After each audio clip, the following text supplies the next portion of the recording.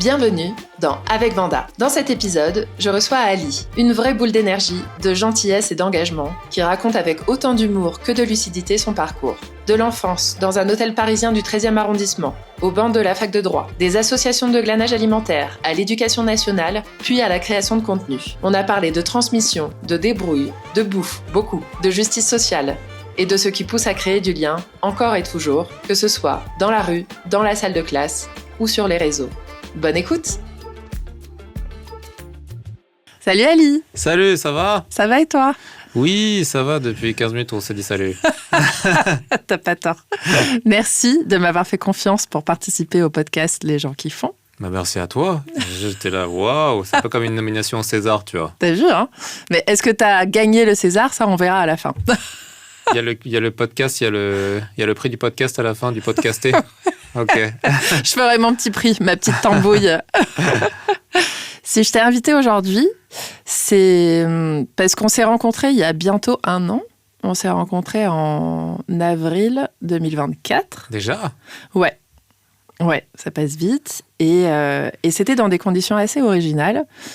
C'était à l'aéroport, parce qu'on partait pour un voyage de 24 heures pour aller déjeuner dans le Pays Basque espagnol, chez Etxebarri, 2e meilleur resto du monde, avec nos amis Aurore, Trong et Lumi. Et on a passé un moment tellement hors du temps et tellement agréable qu'on s'est revus ensuite. Ça s'est bien passé. On a passé le test du 2e meilleur resto du monde. Ouais. Imagine, ça serait mal passé, on aurait payé en plus super cher. Ah ouais, putain, remboursé quoi. Satisfait ou remboursé. Et remboursez-nous le billet d'avion aussi. Mais du coup, j'ai rencontré un mec ultra sympa, très gentil et qui n'a pas honte de le dire, ce qui est assez rare, surtout pour les mecs, qui a l'air de pas stresser du tout. Donc ça, on en parlera ensemble. Peut-être que c'est des stress, peut-être qu'on n'a pas les mêmes en fait. Et qui fait les choses, qui suit son cœur, vraiment, et qui réalise ses rêves. Est-ce que ça te ressemble? Oui. Ben, ça me ressemble. Après, oui, c'est vrai que j'essaie d'être gentil. Enfin, c'est pas j'essaie, c'est je le suis. Des fois, malheureusement. Des fois, heureusement. Mais non, plus que suivre son cœur, c'est comme si j'avais pas le choix, en fait, tu vois. Ouais. Je peux pas ne pas m'écouter, en fait. Ça marche pas, sinon. Ah, bah écoute, on va explorer ça. On va repartir de ton enfance. On peut même partir avant, hein, si tu veux. On peut partir dans le transgénérationnel et tout ça. Ouais, carrément. La création des étoiles. On repart d'où tu veux. Mais sinon, j'aime bien retracer un peu toutes les étapes et savoir comment Ali est devenu Ali aujourd'hui. Ouais. Avec grand plaisir. Hein. Tu sais que je suis ravi de parler de moi. Non, c'est bizarre. Non, mais si. Non, je suis ravi de parler avec toi aujourd'hui. En fait, c'est rare les moments aussi où on peut se retrouver à parler. Hésite pas à tousser. Hein. Je comprends. En fait, c'est rare les moments où on se retrouve et on parle seul à seul comme ça. Il y a toujours des amis, des potes, des petits trucs, etc. Si on peut avoir un moment comme ça entre nous où on peut parler avec grand plaisir. Ah, ça me fait plaisir. Bon, on a 2 heures max. Hein. Je voulais prendre 4 heures, j'ai hésité. Et bon, après, financièrement, je me suis dit, on va commencer par 2 heures. C'est et bien déjà. Si besoin, on fera une partie 2. Donc, mon cher Ali, où es-tu né? Au milieu de qui? Au milieu de quoi? On va explorer là peut-être de 0 à 10 ans, à peu près. Ok. Alors, je suis né avec ma mère, seulement ma mère, comme famille. Et je suis né dans le 13e arrondissement, donc à côté du boulevard Arago, dans une petite rue qui s'appelle rue Pascal. Et j'habitais dans un hôtel avec ma mère, un petit hôtel 2 étoiles. Ouais. Et donc, on avait une petite chambre de 8-9 mètres carrés où des fois, on prenait des bains à l'intérieur dans une bassine. Il y avait les toilettes qui étaient dehors. Enfin, voilà. C'est pas l'enfance la plus, disons, reluisante. Mais en fait, j'ai passé une super enfance parce que ça, c'est comme si ça avait été oublié. En fait, c'est comme si ça n'existait pas. En fait, j'ai jamais eu le sentiment d'être défavorisé par rapport aux autres, tu vois. Ouais, tu l'as pas mal vécu. Pas du tout. En fait, tous mes potes étaient, et je m'en suis rendu compte après, des gens un peu plus bourges, etc. Enfin, tu vois. Enfin, voilà, ils avaient tous des apparts à eux, etc. Des grands apparts. Et parce qu'à Orago, quand même, c'est quand même un endroit assez riche, tu vois. Moi, j'étais le seul qui venait d'un petit hôtel. Mais j'ai jamais ressenti ça parce que ma mère m'a toujours donné des trucs pour que, tu vois, genre... en fait, je m'en rende jamais compte, tu vois. Donc, de mes 0 à 10 ans, oui, je vivais dans un hôtel, mais en fait, déjà d'une, et ça va me suivre après plus tard, j'étais jamais chez moi, en fait. Bah, vu qu'on avait une chambre d'hôtel, tu vois, j'étais toujours dehors. Mais si c'était tout le temps la même chambre d'hôtel, vous étiez installé. Il y avait toutes tes affaires et tout, mais tu te sentais pas chez toi, dedans ? Si, je me sentais chez moi, mais c'est juste que vu que c'est une petite chambre d'hôtel, bah, tu fais vite le tour et du coup, tu as vite envie de sortir. Et donc, j'étais toujours en train d'appeler « Ouais, Diego, qu'est-ce que tu fais ? Tu descends ? Ouais. » Enfin, tu vois, j'étais tout le temps en train d'aller voir mes potes, etc. Ma mère me donnait toujours 12 francs pour acheter un sandwich, tu vois. Et 12 francs ? Mais c'était beaucoup à l'époque, non ? À l'époque, non, c'était exactement le prix du sandwich. Ah, sérieux ? Ouais, le prix du sandwich, là-bas, c'était exactement ce prix-là. Et du coup, j'allais, avec cet argent-là, acheter des billes et pas des sandwichs. Et ouais, du coup, on l'a tous fait. Et du coup, je me retrouvais sans avoir mangé, mais j'étais content parce que j'avais pu perdre mes billes après le lendemain en les jouant. le début de addiction du casino. Bon, non, c'est pas le vrai. J'en ai pas du tout. Mais ouais, de mes 0 à 10 ans, de mes 0 à 11 ans, j'ai vécu dans un hôtel avec ma mère. Et c'était des super belles années. Et ta mère faisait quoi dans la vie ? Femme de ménage. Ok. Femme de ménage, donc c'est un métier difficile. Elle avait que moi. Enfin, voilà, donc elle a tout donné pour moi, quoi. Tu vois, ce genre de maman qui donne tout pour leur enfant, quoi. Ouais. Bah, ça fait beaucoup de pression aussi, hein, du coup. Beaucoup de pression, ouais. Du coup, elle me le montrait pas, mais il y en avait beaucoup. Mais tu vois, genre, encore une fois... il suffit pas de grand-chose, en fait, pour faire une belle enfance. Il suffit juste d'être bien entouré et d'avoir de l'amour, quoi. Ouais, c'est ça. Et d'avoir de la nourriture. Qu'est-ce que tu mangeais ? Beaucoup de nourriture. Alors ça, c'est peut-être le truc que ma mère faisait vraiment particulièrement, c'est la bouffe. Donc, ma mère est tunisienne. Donc, j'ai toujours eu des tagines. Donc, les tagines, tu sais, c'est pas du tout les tagines marocaines. Les tagines tunisiennes, c'est une sorte de... D'omelette, non ? De petite omelette, ouais, avec des œufs à l'intérieur, des herbes, des pommes de terre, du thon parfois. C'est très, très, très bon, très gras aussi. Mais toute la nourriture tunisienne est grasse, mais bonne, tu vois. Mais c'est du bon gras. C'est du bon de gras, l'huile. voilà, exactement. Je mangeais beaucoup de couscous aussi, évidemment, mais des couscous pour 5, mais j'étais tout seul. Enfin, voilà, c'était le genre de délire, tu vois. Genre, ma mère adorait. Mais le plat que je préférais, c'était la shakshuka. Ah là là. Quand ma mère me faisait la shakshuka, j'étais tellement heureux. Plein de légumes faits, tu sais, brûlés un peu, mélangés ensemble. Ouais, très simplement avec de l'huile d'olive, beaucoup d'huile et genre un œuf par-dessus. J'adorais ça quand j'étais petit. Ah là là. Ça, c'était mon kiff. Et encore aujourd'hui, quand je mange une shakshuka et que ça me rappelle un peu ce que je mangeais quand j'étais petit, bah, quand même, il y a des petites larmes qui montent, tu vois. Est-ce que tu en as trouvé d'aussi bonnes que celles que faisait ta mère ?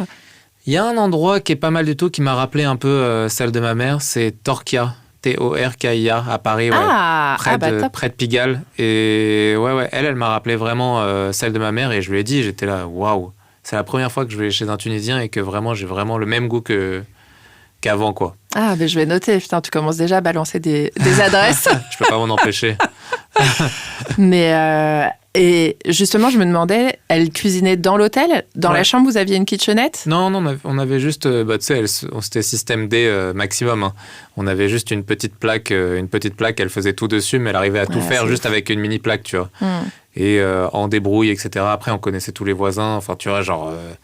Puis moi, j'étais tout le temps dehors à aller manger chez des amis, etc. Donc, franchement, c'était vraiment des belles années, quoi. Et puis, tu sais, c'était un peu un petit village à l'époque, cet endroit-là. Et donc, j'adore y retourner de temps en temps pour voir ce que c'est devenu et tout ça. Et c'est resté pareil, tu vois. Ah, c'est vers Arago, tout ça. Ouais, c'est exactement resté pareil. Ça, c'est pas boboisé ou quoi. C'était déjà riche, donc c'est encore resté riche.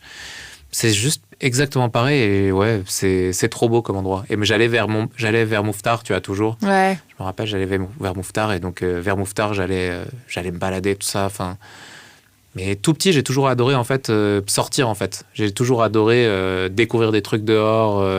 inviter des amis pour découvrir, pour bouger dans Paris, enfin tu vois, et ça depuis, enfin je suis né ici quoi, je suis vraiment un enfant des rues de Paris en fait, tu vois. Ouais. J'ai vraiment sillonné les rues de Paris, je me suis perdu dans les rues de Paris, j'ai fait Paris en long, en large, en marchant, en dansant, en jouant, en faisant du vélo, enfin tu vois, genre Paris c'est mon sang en fait, ça coule dans mes veines, tu vois. Et du coup, est-ce que tu arrivais à tenir en place à l'école ? C'était dur pour moi. L'école, ça a toujours été un peu un fardeau, tu vois. Genre, j'y allais, j'étais un peu toujours celui qui faisait rire les autres. Enfin, tu vois, genre, j'étais dans le fond de la salle et vu que je m'ennuyais, tu vois, il fallait bien que je trouve des trucs à faire, donc je faisais chier le prof. Mais pas de manière méchante, tu vois, j'ai jamais été méchant. Donc, c'était toujours en essayant de faire rire mes potes, tu vois, genre, en faisant des petits bruits, genre, enfin, tu vois, des petits trucs. Il y avait quelqu'un qui faisait ça derrière, tu vois, et tu comprenais, enfin, si tu comprenais, du coup, au bout d'un moment, parce que c'était toujours moi qui faisais des petits trucs, tu vois. Le prof disait son cours et moi, je faisais enfin, tu vois, genre un petit truc comme ça, tu vois, genre un petit truc nul, tu vois, mais genre, le prof devenait ouf, tu vois, et genre, a raison, tu vois, genre. Ouais. Mais t'avais toute la classe qui riait, quoi. Voilà. Mais j'avais du mal, en fait, à rester en place, à la limite, ça va, mais juste écouter quelqu'un pendant des plombes, j'étais là. Je m'en rendais pas compte, tu vois, à l'époque. C'était pas du tout parce que j'étais en avance sur les autres, hein, parce qu'au contraire, j'étais en retard sur tous les autres. Mais j'arrivais pas à tenir en place, en fait. J'avais besoin de faire autre chose que juste écouter sagement sur un siège. J'avais besoin qu'il se passe plus de trucs, quoi. Ouais, t'as besoin d'être stimulé, de bouger. Ouais, ou même de faire plusieurs choses en même temps, tu vois. Genre, c'est pour ça que j'ai toujours tenu un stylo dans la main, j'ai toujours fait des petits dessins, enfin, tu vois, genre, tout le monde a déjà fait ça, tu vois. Ouais. Et je faisais, pareil, 50 000 trucs en même temps, bouger la chaise en même temps, faire des petites conneries en même temps, enfin, tu vois, genre... C'était trop long sinon pour moi le temps. Et je pensais que c'était tout le cap pour tout le monde en fait. Ouais. Mais en fait non. Tout le monde n'est pas comme ça et tout le monde a pas besoin de faire un milliard de trucs en même temps, tu vois. Ouais. Même avec ses yeux. Tu vois, genre je te parle là et genre moi j'ai un moyen pour me détendre. C'est genre je fais les contours des choses avec mes yeux. Je t'avais raconté, ouais. Parce que tellement en fait, il n'y a pas que les mains qui doivent bouger, il n'y a pas que le corps, tu vois. C'est aussi, même mes yeux, tu vois, j'ai besoin qu'ils bougent un peu parce que sinon, je sais pas... J'en ai besoin en fait. Ouais, c'est dingue, hein. Tu peux pas être à l'arrêt. T'as déjà essayé de méditer ? J'ai déjà essayé, mais ça marche pas vraiment. Par contre, j'y arrive à vélo, tu vois. À vélo, j'y arrive. J'arrive à méditer donc il faut que tu fasses 2 choses. Quoi. Ouais, c'est ça. Minimum. Ouais. Méditer tout seul, non. Mais méditer à vélo, ouais. Ça, j'y arrive. Mais sinon, non, c'est impossible en fait. Mes pensées, elles sont jamais nettes et claires et je pense pas que ce soit le cas un jour. Ben, c'est pas grave, tu vois. Non, mais une fois que tu sais comment tu fonctionnes, et justement, si tu sais qu'à vélo ou en faisant des choses, ça va. Mais du coup, comment ça a évolué ensuite l'école ? Alors après, il y a le collège, tu vois, ça c'est les années un peu bâtardes, tu sais, genre t'arrives au collège, c'est dur quand même, tu vois, genre tout le monde est en mode se charrie, enfin ça. Ouais, grave. L'adolescence, c'est l'horreur. C'est dur, tu vois. Moi j'étais super gros en plus parce que ma mère m'avait bien nourri pendant toutes ces années, tu vois, avec tous les couscous dont je t'ai parlé et tout ça. Forcément, ça avait eu des conséquences. Donc moi j'étais gros et quand t'as une différence quand t'es petit, bah tout le monde en parle, tu vois. Ouais. Donc oui, j'étais, enfin tu vois, on me disait pas forcément des jolis mots tout le temps, mais ça crée une carapace, on va dire, ça crée un truc où genre ça te crée une force aussi, on va dire, une force mais dont tu te rends pas compte tout de suite, tu vois. Cette force de pouvoir, je sais pas comment dire, une force qui te dit en fait ça va, tu vois, c'est pas si grave que ça la vie, tu vois, genre y a rien. C'est pas si grave hein, ce qui se passe, tu vois, genre t'es pas en sucre, tu vois. Ouais, et peu importe ce que pensent les autres, en fait. Enfin, aussi, ouais, t'es en mode, en fait, au bout d'un moment, le regard des gens, j'ai pas envie de... Fou. Enfin, tu t'en fous, oui, voilà. Tu t'en fous, mais complètement, tu vois. Il n'y a pas de censure, hein. Tu peux dire, je m'en bats les couilles. Hein. Bah, c'était vraiment ça, tu vois. Au bout d'un moment, en fait, le regard, tu t'en fous parce que tout le monde te regarde et tout le monde se regarde en même temps et t'as pas l'impression que ça a vraiment de sens, quoi. Du coup, ce qui est intéressant, c'est pas ce qui se passe, mais comment tu réagis à ce qui se passe. Et du coup, toi, quand ils étaient comme ça, tu riais quand même avec eux ou tu t'es renfermé sur toi ou finalement t'allais voir d'autres potes et tout Non, moi je me suis fait... Enfin, c'est juste que j'étais dans plein de groupes différents, tu vois. Vu que je me faisais chier si j'étais tout le temps avec les mêmes personnes, en gros, j'étais tout le temps dans plein de groupes différents. Donc j'étais avec les geeks, mais j'étais avec les racailles en même temps, mais j'étais avec les émos en même temps, j'étais avec les skaters, enfin tu vois, genre... Tu t'entendais avec tout le monde ? Ouais, je m'entendais avec tout le monde et en fait, du coup, bah, tout le monde me kiffait un petit peu aussi, tu vois, genre il n'y a pas de... Enfin, je me suis pas fait victimiser comme certains, tu vois, c'était pas horrible. En fait, tu te charriais. Ouais, voilà, c'était du charriage, tout le monde, ça arrive à tout le monde à cet âge-là. Mais c'est juste qu'après, ouais, tu as une petite peau dure quand même, tu vois. Et ouais, j'aimais bien avoir mes groupes un peu différents, j'avais besoin de butiner, picorer dans chacun, tu vois, pour... je sais pas... j'ai toujours été comme ça, tu vois. Ouais, mais j'ai l'impression que c'est comme pour la concentration, de ne pas rester sur un truc, mais sur plusieurs choses à la fois. Ouais, quoi, c'est ça. Pour être stimulé. Ouais. Et ça me faisait du bien. Mais ouais, effectivement, les années collège, mais c'est difficile pour tout le monde. Après, les années lycée, ça commence à être plus sympa. Tu commences à découvrir un peu des trucs qui t'intéressent, etc., des matières qui t'intéressent. Moi, c'était chaud le lycée. Ah oui, c'était dur. Tu savais ce que tu voulais faire du coup au lycée? Bah non, aucune idée. Ah. Toi aussi? Non, pas du tout. Mais tu dis, ouais, on commence à savoir. Non. On commence à savoir. Ça commence à être un peu plus intéressant, quoi. Ouais. Mais c'était super dur. Moi, faut savoir, j'étais dans un lycée qui s'appelle Jean Lursa. Et à l'époque, ils avaient une seule classe de ES, d'économique et sociale, que j'ai faite. Et dans cette classe, il y avait 33% de réussite au bac. Ah ouais. Donc, t'arrives et t'as quand même que... Un tiers de la salle. Un tiers de la salle qui va avoir son bac, tu vois. C'est bizarre quand même. Ouais. Enfin, je m'en foutais en fait à l'époque. Mais, parce que j'étais déjà content d'avoir un lycée. Mais ça fait quand même bizarre après coup. Tu te dis, waouh, j'ai eu de la chance en fait. J'ai eu exactement la mention passable, donc 10,7, tu vois, genre, comme toute ma scolarité, genre la base, tu vois, le minimum, sans rien faire, mais genre en faisant, tu vois, genre juste en écoutant parfois les cours, tu vois, genre, mais j'ai réussi à l'avoir, ce qui est déjà bien, tu vois. Mais, tu vois, j'ai pas eu de père, moi, donc en fait, c'était très cool. Enfin, j'ai eu un père d'adoption un peu à ce moment-là, tu vois. C'était mon prof d'économie d'SES. Et en fait, ce gars-là, il a vachement cru en moi. Ah ouais? C'était le premier un des premiers profs que j'ai eu à vraiment croire en moi, tu vois, et en mes capacités. Et c'est lui qui m'a poussé un peu à me défoncer pour le bac, tu vois. C'est grâce à lui, je pense que j'ai eu le bac, même j'en suis sûr, tu vois, parce que j'avais beaucoup, beaucoup d'absence, tu vois. Je commençais à vraiment m'en foutre complètement des cours, tu vois. Et tu saurais dire comment ce lien, il s'est créé? C'est parce que t'appréciais ses cours de base ou En fait, j'ai commencé à voir que j'adorais l'analyse aussi, genre l'analyse de texte, les trucs comme ça, tu vois. J'adorais l'économie, j'adorais la politique, j'adorais la géopolitique. Je commençais à vraiment adorer ces sujets-là, tu vois. Ces sujets, en fait, un peu journalistiques, tu vois, où t'explores un peu des trucs plus en profondeur, tu vois. Et bref, ce prof-là était génial. Il s'appelait comment? Monsieur Ernst. Waouh, ouais, ok. Je crois. Et vraiment, vraiment très, très cool. Très dur en même temps, mais je l'adorais, tu vois. Et ouais, du coup, quand t'as pas de père, tu vois, je pense que tu te fais un peu des figures comme ça, paternelles. J'en ai eu 2 ou 3 dans ma vie, tu vois, et lui en a fait partie et il m'a bien aidé à avoir mon bac en croyant en moi, tu vois. Et on a tous besoin d'un jour quelqu'un qui croit en soi pour nous pousser, tu vois. Je pense que c'est important, tu vois. J'espère qu'un jour, je serai cette personne pour quelqu'un... ou j'espère que je l'ai été, tu vois, mais vu comment ça a été important dans ma vie, j'espère que je le serai aussi un jour, tu vois. Ouais. Bon, on en parlera plus tard, mais j'espère que... Enfin, je pense que tu l'es déjà pour ta fille. Ouais. J'espère. Sors pas les mouchoirs tout de suite. Du coup, ok, t'as le bac en poche. Est-ce que tu sais ce que tu vas faire derrière? Aucune idée. Je me dis, ouais, je vais faire une école de commerce. Ah merde, c'est trop cher, on n'a pas d'argent. Ok, bon, bah, je vais partir en fac. Qu'est-ce que voulait ma mère que je fasse déjà? Elle voulait que je fasse du droit. Ok, bon, on va faire du droit. Donc, je m'inscris en droit, j'arrive à la Sorbonne. Et là, c'est catastrophe. Genre, c'est vraiment, je ne saurais pas comment te dire, genre, tellement de travail à faire toutes les semaines, alors que j'avais jamais rien fait de ma vie. Donc là, tu arrives et tu passes c'est comme si tu passais à 100 km/h tout de suite, alors que toi, tu étais... vraiment sur un transat tranquille sans faire la course, tu vois. Ouais. Et t'as des gens autour de toi qui sont vraiment sharp, qui ont des parents qui sont avocats, de magistrats, enfin tu vois, genre eux ils ont déjà tout intégré dans leur tête, tu vois, ils savent comment parler, écrire, etc. Et toi t'arrives à côté de là et t'es pas paumé, mais t'as des années de lumière de retard, tu vois. Ouais. Et tout ça, il faut que tu le rattrapes super rapidement. Et mon Dieu, qu'est-ce que c'était dur, tu vois, genre donc j'ai pas mal redoublé.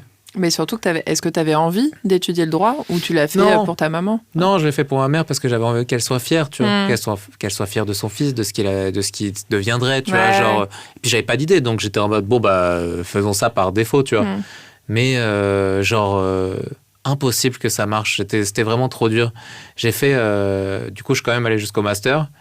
J'ai validé. Ah ouais. Ouais, j'ai quand même validé mon master, mais genre en changeant 3 fois de fac. Hein. Ouais, mais quand même, t'as tenu. Enfin, j'en connais tellement qui ont arrêté en plein milieu. Je sais pas comment j'ai fait, mais vraiment, c'était n'importe quoi. Vraiment, j'y arrivais pas du tout et c'était vraiment dur. Mais j'avais besoin de rendre fière ma mère, tu vois, avec ce diplôme, tu vois.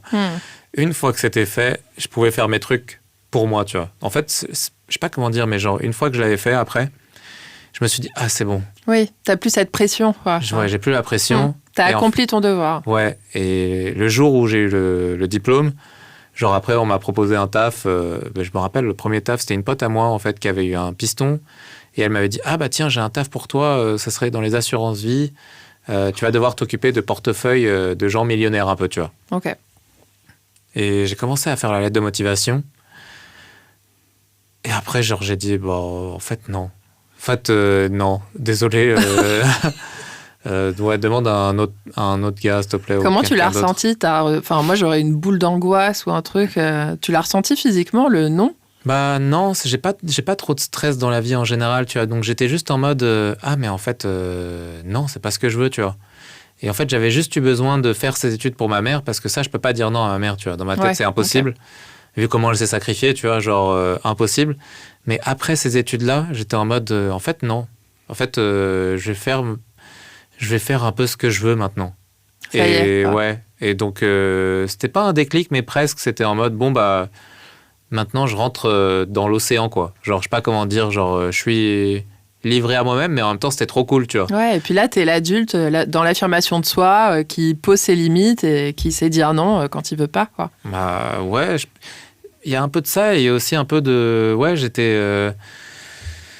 Juste, ça marche pas, ça, et ça marchera jamais avec moi. Donc, maman, vas-y, fais-moi confiance, je vais trouver d'autres choses, tu vois. Donc, tu faisais des petits boulots déjà à l'époque? Ouais. Depuis mes 16, 17 ans, je faisais des petits tafs à côté pour gagner de l'argent, tu vois. J'ai toujours un peu bossé par-ci, par-là, McDo, etc., les petits trucs. Vas-y, ça m'intéresse. T'as fait quoi? McDo, pendant mes études de droit...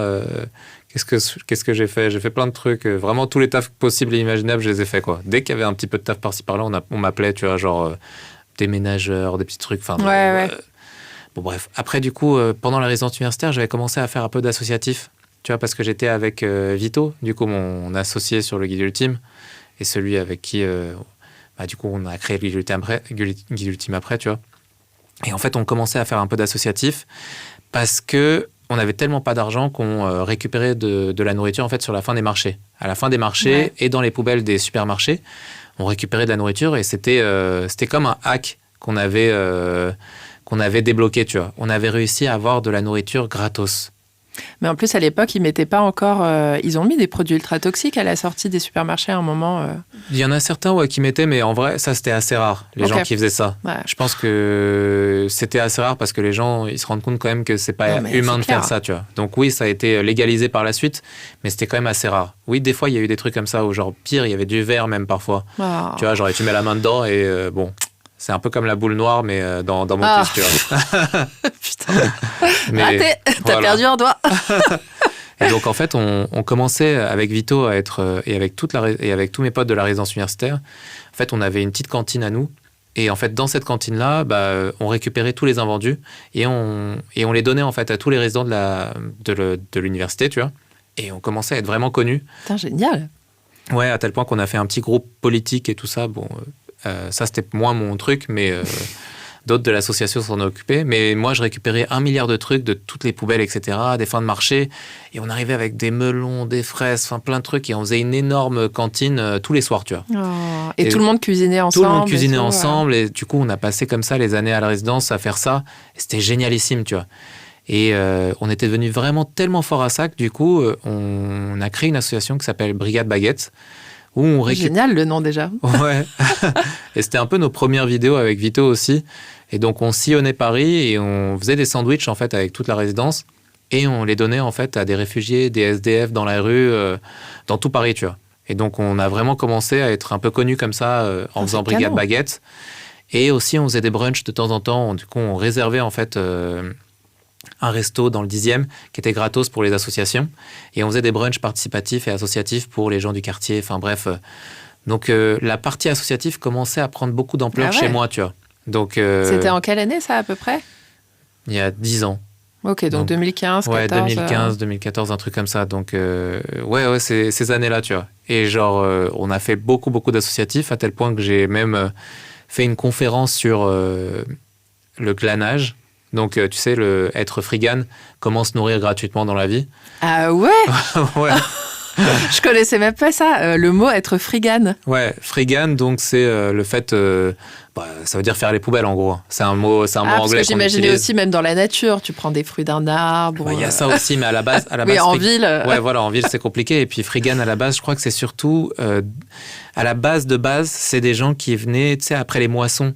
Après les moissons de pommes de terre, etc., tu venais et tu récupérais des pommes de terre, des trucs comme ça. Donc ça, c'était les premiers glanages. Et bah, nous, on le faisait dans les villes. Tu vois, on avait un naturalier en face de chez nous. On avait, tu vois, genre un prise unique et ils jetaient des quantités mais astronomiques et des choses qui étaient encore bonnes, tu vois. Ouais. Et donc, juste nous, on les réutilisait, on les mangeait, on les réutilisait, on les redonnait, tu vois. Et on redonnait vie à des trucs en faisant des plats, etc. Et donc, j'ai appris à faire plein de plats avec ce que j'avais, tu vois. Putain, c'est canon. Et vous n'aviez pas l'inspection alimentaire ou des choses comme ça? Parce que je sais qu'on privilégie vachement l'hygiénisme en France et dès qu'il y a une date passée ou des choses comme ça, on ne peut pas les donner aux gens pour les manger. Enfin. Alors, pour l'associatif, pas vraiment. Ok. Pour l'associatif, je pense que c'est moins régulé que pour si tu ouvres un resto ou quoi, tu vois. Ou de faire payer ou tout ça. Ouais, voilà, vu que c'était gratuit, en fait, nous, on faisait toujours hyper gaffe, tu vois, évidemment, Ouais. à respecter la chaîne du froid, etc. Et on goûtait tous les trucs, etc. On était devenus très forts pour savoir ce qui était périmé ou pas, tu vois. Ouais, sentir, faire confiance à vos sens. Voilà, Quoi. exactement. Mais en vrai de vrai, tout est jeté beaucoup trop à l'avance, tu vois. Tellement à l'avance qu'en fait, tu peux en garder encore tes trucs une semaine. Alors, il y a des trucs, c'est un peu compliqué. Tu vois, par exemple, la viande en été, tu vois, on faisait un peu attention. Mais à part ça, vraiment, tu peux y aller, quoi. Surtout sur les yaourts et tout ça. Ouais, mes yaourts, je les garde super longtemps. Et puis, on se rendait compte à quel point, tu vois, genre, moi, j'avais vachement de mal après à aller dans un supermarché, en fait, parce que tu te rendais compte à quel point tout ce qui était jeté, c'est ce que je retrouvais dans les supermarchés. Et en fait, d'une, c'était super cher dans les supermarchés. Et puis, en fait, ce qui était jeté, c'était surtout des produits animaux. Donc, de la viande, des poissons, des produits laitiers. Et c'est abusé, tu vois. Genre, on utilise un être vivant. Ouais. Et alors, moi, je ne suis pas végétarien, mais je trouve ça encore plus dommage de jeter ce qu'il a fait ou ce qu'il est à la poubelle. C'est pas respectueux. Quoi. Ouais, et j'étais là, putain, mais c'est vraiment une hypocrisie totale, quoi.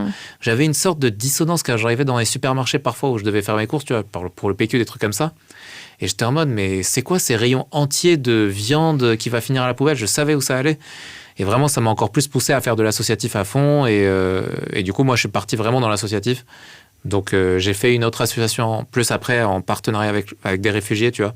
Tu l'as créé ou tu les as rejoints? Ouais, je l'ai créé là.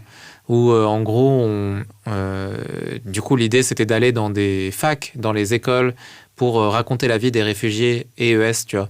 Donc, raconter leur parcours, comment ils étaient venus, dans l'idée de faire comprendre en fait que ces gens-là que moi je voyais tous les jours, en leur donnant à manger, qu'en fait ils n'étaient pas dangereux. En fait, que l'image qu'on voyait dans les médias, c'était pas du tout celle qui était la réalité, quoi. Et donc, bref. C'est canon, hein. T'as fait combien de facs, combien de conférences là-dessus? Ça s'est fait dans une autre ville aussi, à Angers. Ah ouais? Ouais, dans une autre ville à Angers aussi. Pourquoi à Angers? Parce qu'il y avait la sœur d'un ami à moi qui habitait là-bas. Ouais, bref. Mais ouais, ça s'est fait un petit peu, mais pas tant que ça, parce que pas très longtemps après, j'ai rejoint une association / entreprise qui s'appelle Lulu dans ma rue. Je vois très bien. Ouais, j'ai bossé un peu pour eux. Et, tu faisais quoi pour eux, du coup? J'étais concierge. Ok. J'étais concierge et coordinateur. Donc, en gros, j'étais dans un kiosque. Et je donnais des missions un peu aux gens... bricolage, etc., plomberie, blablabla. Ouais, t'étais dans quel kiosque? Celui de Villiers. Mais non! Ouais, à côté de chez toi. Ah, mais on a dû se croiser, c'est possible, ouais. Et celui après du 20e qu'ils avaient ouvert à Gambetta. Mais c'était très cool, j'ai rencontré des gens trop cool et tout ça, très sympa, mais c'était très ambiance start-up plus qu'associatif. Et c'est là où ça pêchait un peu pour moi, c'était un peu genre... tu prêches un truc, mais t'es pas à fond dans tes croyances, en fait. Ouais, et dans tu veux faire du fric derrière aussi, quoi. Exactement, c'est ça.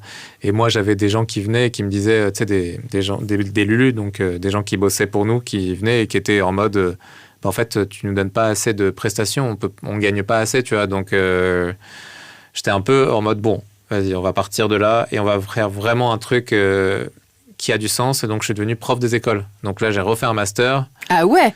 Ouais, j'ai refait un master et du coup, je suis devenu prof des écoles. Attends, mais comment ça t'est venu? Parce que là, on a parlé de l'école depuis tout à l'heure où justement, ça te passionnait pas du tout, t'étais pas assez stimulé. Comment t'en viens à te dire, je vais être prof d'école? En fait, en travaillant dans l'associatif, je me suis rendu compte que j'adorais ça. J'adorais l'associatif, j'adorais le rapport avec les gens, etc.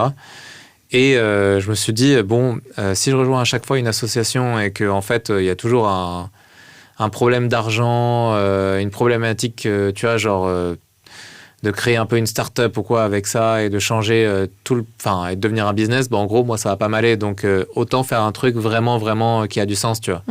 Et bref, je savais que j'adorais les enfants, que je suis moi-même un grand enfant, donc je pense que j'étais bien avec eux, tu vois. Donc, je me suis dit, vas-y, essaie de faire prof et peut-être que ça pourrait te plaire, tu vois. Au final, c'était un peu une erreur parce que j'étais nul. Oh, à ce point-là? Ah, mais vraiment. Heureusement que j'ai arrêté vite au bout de 2 ans et demi, 3 ans parce que j'étais vraiment naze. En fait, il y a plein de compétences pour être prof que j'avais pas. Donc, être responsable, être organisé.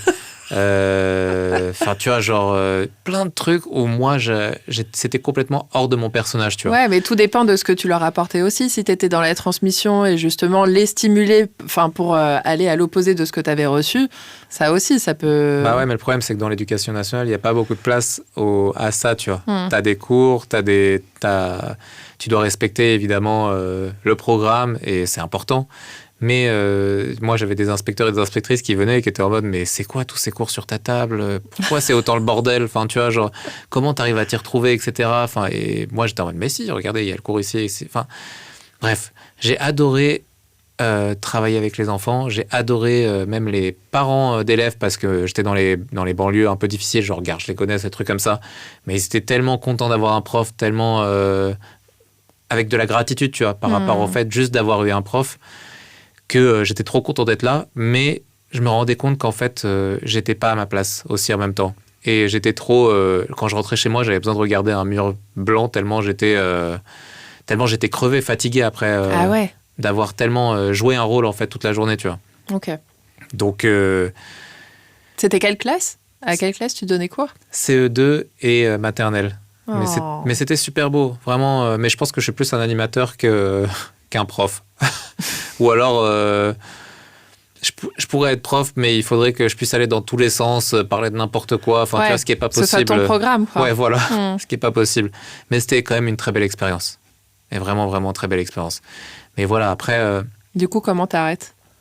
En fait, à ce moment-là, la mère de ma fille était enceinte. Et du coup, il fallait que je trouve aussi un emploi qui potentiellement soit moins contraignant niveau horaire et potentiellement qui me donne un peu plus d'argent parce que prof des écoles, c'est quand même un des tafs les moins respectés au monde et aussi en termes d'argent. Donc, habiter à Paris avec 1 500 €, comment tu fais, tu vois? Ouais, c'est dingue. Et du coup, t'as tenté ta fille, là, t'avais quel âge à ce moment-là? J'avais quel âge? J'avais 34. Ah oui, on a bien avancé. On a bien avancé là. Parce que j'étais en train de me dire, t'étais jeune. non. Non, t'étais déjà vieux. 34, oui, j'étais déjà super vieux. 33, 34, oui, un truc comme ça. Mais ouais, j'étais en mode, bon, qu'est-ce que je vais faire maintenant? Il faut que je trouve un truc. Et en fait, j'ai commencé à faire du développement web. Donc, je me suis intéressé un peu à ça. J'ai regardé vite fait pour faire une formation, etc. Ah ouais. Et pareil, comment ça t'est venu? Je me suis dit, j'avais des potes qui avaient déjà qui étaient déjà un peu partis là-dedans, tu vois. Donc je me suis dit, vas-y, je vais le faire, etc. Mais bref, il fallait rester devant un ordinateur toute la journée. Et encore une fois, c'est pas le genre de truc qui me ressemble. Ouais. Donc impossible pour moi de faire ça. Et donc, bref, j'étais en mode, oh là là, comment je vais faire et tout ça. Et en même temps que je me disais ça, j'avais commencé à faire des vidéos. Donc j'avais commencé à... Parce qu'en fait, Vito, donc mon associé sur le Guide Ultime, réalisateur, photographe, etc. Lui, du coup, il avait commencé un peu à faire des vidéos avec des sujets comme la bouffe, etc. Tu vois, sur ce que vous faisiez en asso. Sur ce qu'on faisait en asso, ouais, etc. Et ça avait bien marché. Et je me suis dit, pourquoi je ne ferais pas ça sur TikTok aussi, tu vois. À l'époque, TikTok commençait à marcher, etc. Donc, j'ai lancé des vidéos où je parlais de mes adresses préférées à Paris, sur TikTok, etc. Et ça marchait super bien. Et ça marchait tellement bien, en fait, que j'en ai fait 2, 3, 4 par jour, tous les jours. Ah ouais? Ouais, tous les jours. Et en parallèle de ça, Victor m'avait demandé de participer un peu à l'écriture du livre Le Guide Ultime. Parce que, du coup, l'idée, avec Victor, ça a toujours été de faire un peu un livre sur... comme un peu le guide du routard, mais pour les jeunes. Tu vois. Et donc, bon, attends, pour ça, il faut que je t'explique avant ce qui se passait. Vas-y. Parce que j'ai l'impression, justement, le rapport même à la bouffe et tout ça. On a raté une étape, ouais. Vas-y. Juste, Victor et moi, du coup, oui, on a toujours été dans la bouffe, etc., récupérer de la bouffe, etc. Mais on a surtout toujours été passionnés par les histoires des gens. Donc, quand on récupérait pas de la nourriture, notre but, c'était toujours d'aller dans des endroits et de demander un peu l'histoire derrière ce que les gens mangeaient, ce que les gens faisaient, etc., tu vois. Et donc, je me rappelle, on toquait aux portes des pâtisseries, des boulangeries, des restaurants, etc. Et on demandait, est-ce que c'est possible de faire des petites photos, des petites vidéos où on raconte un peu votre histoire. Et ça, c'était il y a 9-10 ans, tu vois. Ouais. Donc ça, c'est vraiment la genèse de ce que je fais aujourd'hui, tu vois. Okay. Et donc, moi, je faisais les histoires et Vito faisait les photos et les vidéos. Et donc, on se partageait comme ça le travail.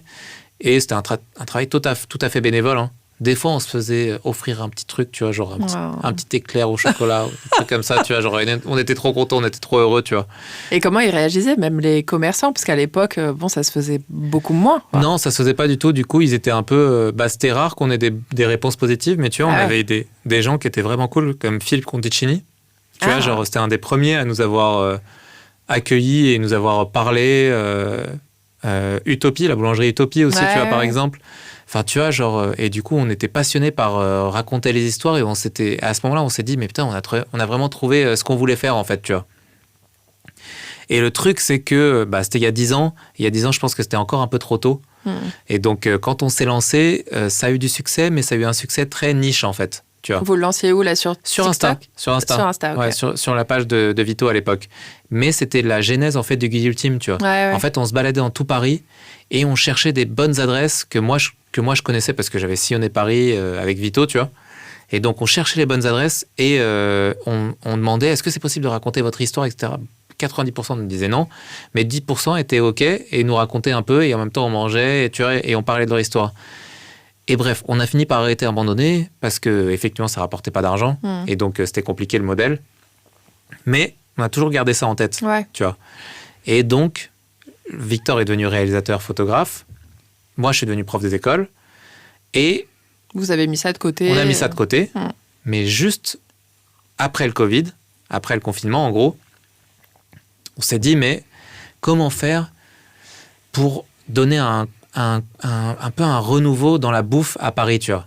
Comment faire pour, en gros, sortir des restos?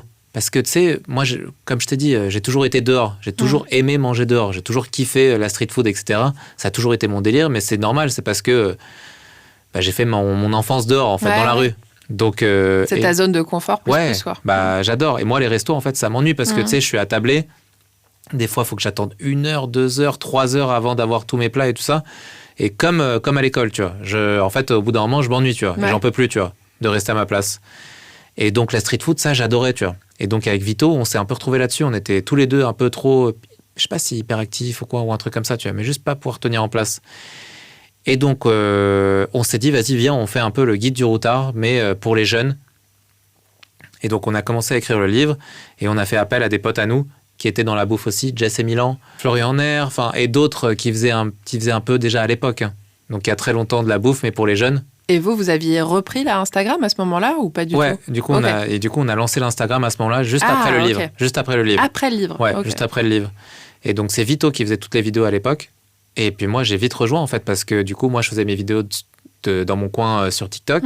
Et j'avais commencé à acquérir de l'expérience, tu vois, à force de faire des vidéos. Et tu gagnais de l'argent sur TikTok, là? Je gagnais 0 argent, mais par contre, j'ai commencé à avoir dès mes premières vidéos, en fait, j'ai réussi à avoir un magasin, en fait, qui m'a appelé pour faire des vidéos. Ah ouais? Et donc, je leur vendais, en fait, je leur facturais des vidéos. Donc, j'ai arrêté d'être prof. Ah ouais? J'ai démissionné. Et je me suis lancé à fond dans ça, en fait. Ouais, donc naturellement, on t'a demandé d'être presta en création de contenu. Ouais, c'est ça, parce qu'à l'époque, en fait, ça n'existait pas, tu vois. Et ils se sont rendus compte, en fait, que la vidéo, c'était en train de devenir hyper important. Donc ouais, c'est devenu ça, tu vois. Et donc, le Guide Ultime s'est lancé. Et la page Instagram avec, les 10 000 abonnés par semaine en plus. Waouh. Vous arrivez à comprendre pourquoi vous avez eu 10 000 abonnés par semaine? Je pense qu'aujourd'hui, ouais, je commence à comprendre. En fait, on sortait du Covid, on n'avait plus trop... Mais là, plus personne a envie d'aller au restaurant. Parce que plus personne avait envie d'être confiné dans un endroit, tu vois. Et nous, on arrivait avec tous nos spots de street food, de street food asiatique, africaine, ouest-africaine, enfin, tu vois, latino, etc.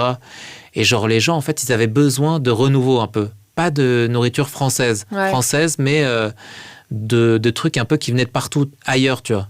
Parce qu'ils avaient peut-être fait à manger chez eux, ils avaient mangé des trucs un peu peut-être français, ou peut-être ils en avaient marre, tu vois, j'en sais rien. Ce qu'ils savent faire. Ouais, et puis même, je pense Paris avait besoin d'un vrai renouveau, tu vois. Et en fait, on arrivait pile poil au moment où justement Paris est un peu devenu la capitale de la street food, tu vois. Et donc, les planètes étaient un peu alignées, tu vois. Et donc, chaque vidéo qu'on faisait un carton total, tu vois, parce que les gens se rendaient compte que, putain, en fait, ça, c'est une super adresse, etc., qui vient d'ouvrir. Ou regarde, là, il y a ça qui vient d'ouvrir, etc. Donc, on était un peu, hyper suivis pour ça. Et puis, on a toujours réfléchi aussi d'une autre manière. On s'était toujours dit, on va jamais demander d'argent aux restaurateurs. Par contre, ce qu'on va leur demander, c'est de régaler, en fait, nos abonnés, tu vois. Donc, au début, tu vois, on faisait des trucs genre, 100 donuts offerts par-ci, 200 donuts offertes par-là. Et puis après, c'est devenu des 1000, toute la journée offerte. Tu vois, genre, on a créé des queues incroyables, interminables partout. Tu vois, genre, il y a même une fois où il y a eu des fermetures administratives, tu vois, des hélicoptères qui sont venus. Enfin, tu vois, genre, ouais. Genre un délire, la police qui vient, enfin tu vois, genre tellement il y avait de monde et tellement on créait des trucs de fou, tu vois. En plus, vous étiez pas là, c'est vraiment après votre vidéo, les gens se sont précipités dans le resto. Ouais, c'est ça, ouais. C'est dingue. Mais non, mais... La première fois que c'est arrivé, vous avez réagi comment ? Vous vous êtes senti dépassé un peu par le truc ou... C'est assez spécial comme sentiment parce que tu vois, toi tu fais ta petite vidéo dans ton coin et le lendemain, tu vois un effet. Tu vois, genre, tu vois un effet, mais genre qui te dépasse complètement, tu vois. Et qui te dépasse en termes de gens, enfin, en termes des conséquences que ça peut avoir, enfin, tu vois, genre... Et les conséquences, elles sont toujours magnifiques, tu vois, genre, le restaurateur ou la restauratrice, il est trop content, tu vois. Son resto est mis en avant, et puis il a enfin La clientèle. Ouais, la clientèle. Et puis nous, en fait, on a toujours été portés un peu par un sentiment de justice, tu vois. Genre... on s'est toujours dit, putain, c'est vraiment dommage, il y a des établissements, des endroits qui font de la tellement bonne bouffe, à pas cher... Comment faire en sorte que eux ils soient mis en avant et pas d'autres, tu vois. C'est pas d'autres. Ceux qui ont des RP ou qui ont plus de moyens. Ouais, voilà, exactement. Mais genre, nous, notre but, ça a toujours été ça. Ça a toujours été de mettre en avant des belles histoires, des trucs originaux, mais surtout de faire un peu de justice sociale à notre échelle, tu vois. En mode, putain, mais regardez là ce qui se passe ici, c'est trop bien, tu vois. Et allez goûter, en fait. Et au-delà de ça, genre, moi, j'étais... je te l'ai pas dit encore, mais ouais, à côté de ça, j'étais aussi guide touristique à Paris, mais guide street food. Ok, ça a commencé quand ? Il y a 6-7 ans maintenant, donc à Belleville. Et donc à Belleville, je faisais des tours en fait de street food et street art, mais surtout food. Et tu vois, Belleville, c'est un quartier tunisien comme moi, et en même temps chinois et vietnamien. Et moi, je suis né dans le 13e, tu vois, donc je suis né à côté du 13, donc pour moi, Belleville, c'est devenu mon quartier de cœur. Et faire des street food tours, ça me connaissait, tu vois. Ouais, c'est dingue. Tu habitais à ce moment-là dans le quartier ou pas du tout ? Ouais, j'y habitais, ouais. Ok. Ouais, j'y habitais, j'ai habité dans le 13e et puis après, j'y habitais à Belleville. Mais tu vois, l'envie de donner aux gens... En fait, la satisfaction que tu as quand quelqu'un va dans un endroit que tu as aimé et te dit « Ah, j'ai kiffé, merci », je crois que ça, c'est un peu au-dessus de tout aussi, tu vois. Ouais. Je sais pas d'où ça vient, tu vois, mais je suis trop content quand quelqu'un me dit, en fait, et encore aujourd'hui, hein, quand quelqu'un me dit, ouais, putain, merci beaucoup pour cette adresse, etc., genre, ça me fait trop plaisir. Ouais, mais c'est le plaisir de pouvoir proposer à quelqu'un de prendre du plaisir aussi. Enfin, ouais, c'est une sorte de transmission, en fait. Ouais, et ça me rend hyper heureux de voir que les gens ont kiffé, tu vois. Bref, et du coup, ouais, c'était un peu ça l'idée du guide ultime, genre, parler des endroits où c'est bon, copieux, et t'en as pour ton argent. Et en même temps, il y a une histoire, tu vois, genre intéressante derrière, tu vois. Ouais. Et donc, ouais, on a commencé à faire des millions de vues, en fait. Des millions et des millions de vues, mais à tel point que, ouais, ça a fait... aujourd'hui, c'est plus des millions de vues, c'est des millions d'abonnés, quoi. Du coup, c'est presque 2 millions d'abonnés. Enfin, c'est plus de 2 millions d'abonnés sur tous les réseaux sociaux. Et aujourd'hui, voilà, quand on sort dehors, on se fait reconnaître. Enfin, tu vois, genre... très bizarre, tu vois, genre on demande des photos, enfin tu vois, on passe du digital au réel sans s'en apercevoir, quoi. Ouais, et ça c'est impressionnant, tu vois. Après, c'est une autre vie, quoi, aujourd'hui. C'est, tu vois, on a commencé vraiment à faire les poubelles et aujourd'hui on nous invite dans des palaces, enfin tu vois, genre On a des tapis rouges qui sont déployés pour nous. Enfin, les gens sont aux petites attentions, etc. Alors qu'on vient en casquette à l'envers, hyper mal fringué et tout ça. Mais genre, les gens, en fait, nous reconnaissent maintenant. Et déjà, ils savent qu'on va faire du bon boulot ou qu'on va jamais être méchant avec eux, tu vois. Ouais. Puis au-delà de ça, maintenant, on commence à être un peu connu, quoi. Et ça, c'est assez... Ouais, ils sont raccords avec vos valeurs. Ils savent que, vous êtes des bons gars qui veulent faire plaisir en transmettant justement ce qu'ils aiment, quoi. Ouais, et ça, c'est assez, c'est assez dingue, en fait, ce qui se passe, tu vois.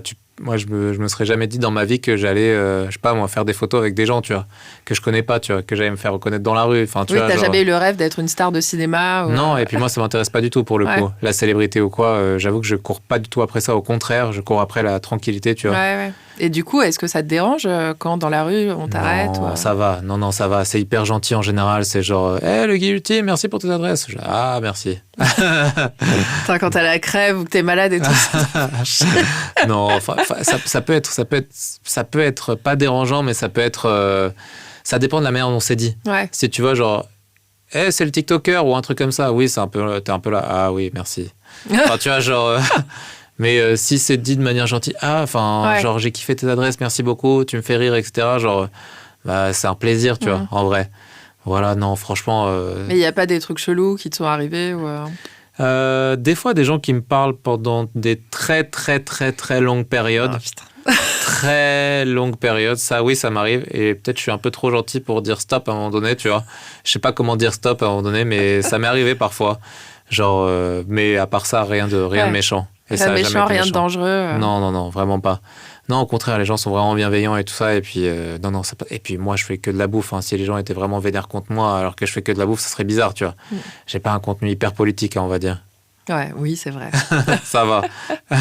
Mais surtout que le contenu, il est surtout sur le Guide Ultime. Finalement, sur ton compte Instagram, il n'y a pas grand-chose. Non, parce que je voulais pas justement... je sais pas comment dire. Genre, j'ai un truc où j'aime bien ma vie privée un petit peu, tu vois. Et genre, j'avais commencé à faire mon compte perso dans mon coin et tout ça à un moment donné. Mais je me rends compte qu'en fait, j'ai pas forcément envie de ça. J'ai envie que mon bébé, le Guide Ultime, ça devienne vraiment un truc un peu incontournable. Mais est-ce que moi, c'est important dans l'équation? Pas forcément, tu vois. J'ai envie que ça soit le Guide Ultime, tu vois, qui soit poussé à fond, tu vois, et qui réussisse. C'est vraiment ça ce que je ressens, tu vois. Et comme ça, si c'est plus moi après, tant mieux, en fait. Oui, ça dépend pas de toi. Voilà, exactement. Ça dépend pas de moi. Et puis, encore une fois, je cours pas derrière la fame ou la célébrité. Je cours juste après ce que j'ai envie de faire moi, tu vois. Et genre, c'est tout ce que j'ai envie. J'ai juste envie de faire ce que je veux faire, en fait. Ouais. Et du coup, là, est-ce que tu t'es transformé en patron de boîte ou comment ça se passe? Un petit peu, ouais. C'est vrai que c'est assez spécial maintenant, les journées. C'est genre, y a des gens qui m'aident à bosser avec moi, tu vois, genre des monteurs, monteuses. Bien sûr, t'es obligé, hein, à un moment donné, de t'associer, d'avoir des gens avec toi pour t'aider à aller plus loin, quoi. Ouais. Et donc, nos formats, c'est toujours des formats faits un peu à l'arrache, etc. Mais derrière, il y a quand même parfois du montage, tu vois, genre des cadreurs. Il y a plus de monde, quoi. Il y a un peu plus de monde. Et puis parfois, tu vois, aujourd'hui, on est quand même une petite entreprise, donc forcément, il y a des opérations commerciales qui sont faites de temps en temps. Donc, pour ça, il faut avoir un ou une commerciale. Enfin, tu vois, genre des petits trucs comme ça, mais genre... obligé au bout d'un moment de s'agrandir, mais disons que ça a jamais été voulu, quoi. J'ai jamais voulu créer de boîte, j'ai jamais voulu être célèbre, tout s'est fait juste comme ça, tu vois. Et je pense que c'est ce que je souhaite à tout le monde, tu vois. Je pense pas que il faille absolument vouloir être riche, bon, c'est pas mon cas, mais je pense que si tu te dis ça directement, si c'est ton objectif, je pense que ça peut pas marcher. Il faut que ça soit fait naturellement, pour moi. Et que ce soit quelque chose qui vienne des tripes. Ouais, voilà. Ou juste une envie très très forte, tu vois. Et ouais, c'était mon cas, tu vois. Juste une envie très forte de faire ce que je veux, en fait. Et du coup, tu vis là du Guide Ultime? Ouais, je vis du Guide Ultime et j'ai une autre boîte aussi à côté pour laquelle, tu sais, genre je fais des petites vidéos en fait pour les restos et tout ça, mais sur leur compte à eux, de l'influence en gros, et donc je les aide un peu à se pousser, mais je fais ça pour très très peu de gens parce que la principale chose que j'ai envie de faire, c'est profiter de ma fille aujourd'hui. Oh. Elle a quel âge là en ce moment? Elle a 3 ans et demi. Oh. On est quand? En février 2025. Ouais. Si on nous écoute dans 10 ans. Mais ouais, l'idée, ça a toujours été de faire ce que je veux, en fait, toute ma vie. Et donc, comme j'ai dû me forcer pour faire un peu les études que je voulais pas faire pendant une bonne partie de ma vie pour ma mère, et pour pas la décevoir, bah, en gros, après, je me suis toujours dit, en fait, Ali, en fait, c'est même pas je me le suis dit, c'est que j'avais pas le choix, en fait, dans ma tête. Maintenant, je fais exactement ce que je veux, tu vois. Ouais, c'est incroyable. Hein. Et la peur, c'est jamais immiscé dans tout ça. Quoi. Non, j'ai jamais eu peur, en fait, de quoi que ce soit, tu vois. Même, tu vois, ma fille était encore dans le ventre de sa mère, et genre, j'étais grave dans la merde, en fait, parce qu'il fallait que je trouve un taf, tu vois. J'avais démissionné de mon taf. Ah ouais, le stress, quoi. Mais je stressais pas du tout parce que je savais que j'allais retomber sur mes pattes. Ouais. Je sais pas comment te dire, mais t'as genre... une confiance, en fait, en toi. Tu sais que ça va aller. Quoi. Bah, je sais pas si c'est une confiance en moi, mais j'ai une confiance en la vie, tu vois. Plus, j'ai une confiance au fait que ça va bien se passer. Parce que je sais que même si je devais faire les poubelles, j'y arriverais, tu vois. Même avec 0 argent, je me démerderais, en fait. Parce que ça a été ce qu'a fait ma mère, tu vois, quand j'étais petite. Tu vois, genre, c'est pas l'idéal, tu vois. Mais j'ai quand même eu une super enfance. Donc, même si ma fille, j'aimerais pas l'éduquer comme ça, parce que c'est pas aujourd'hui ce que je lui souhaite, parce que je me dis c'est quand même mieux qu'elle ait un appart, etc., qu'un hôtel comme moi. Mais je sais qu'elle serait quand même heureuse avec moi dans un hôtel, j'en suis sûr. Et genre, j'ai pas peur en fait de ce qui peut arriver. Je pense que ça t'apprend un peu à avoir une résilience, tu vois. Ouais, carrément. Et à te dire que tout peut arriver et tout est pas si grave que ça en fait, tu vois. J'ai pas envie de dire des gros mots, tu vois, mais même si je perdais mon appart, j'ai pas d'appart, mais même si j'étais plus locataire et je devais retourner, je sais pas moi, trouver des endroits, etc., je me démerderais en fait. Ouais. J'aurais des potes qui m'aideraient, ou j'aurais une association, ou je montrais un truc, enfin tu vois. Rien n'est grave, quoi. Non, rien n'est si grave que ça. Et tant que t'as la santé, tant que tes proches sont là, enfin tu vois, genre tout va bien. Tu vois, ça n'a jamais été un problème pour moi dans ma tête. Ça n'a jamais été une peur. Le travail, perdre son travail, ça n'a jamais été une peur dans ma tête. Le pire pour moi, c'est pas faire ce que je veux. C'est ça le pire, tu vois. Genre ne pas m'écouter, tu vois. Ne pas être en phase avec qui je suis. Ça, c'est le pire parce que... Et en fait, c'est pas conscient hein, ce que je te dis. Ouais, mais justement... Inconsciemment, en fait, je peux pas m'en empêcher de pas me suivre. Tu vois... Prof, je me suis pas suivi, je me suis pas écouté, ça a pas marché. Tu vois, droit, je me suis pas suivi, ça a pas marché. Enfin, tu vois, genre, je me laisserai pas rester dans un truc, dans un taf où je suis pas content en fait. Je quitterai en fait du jour au lendemain, même si le guillotine me saoule demain, je partirai le lendemain et je trouverai autre chose, tu vois. Ouais, tu peux pas faire semblant.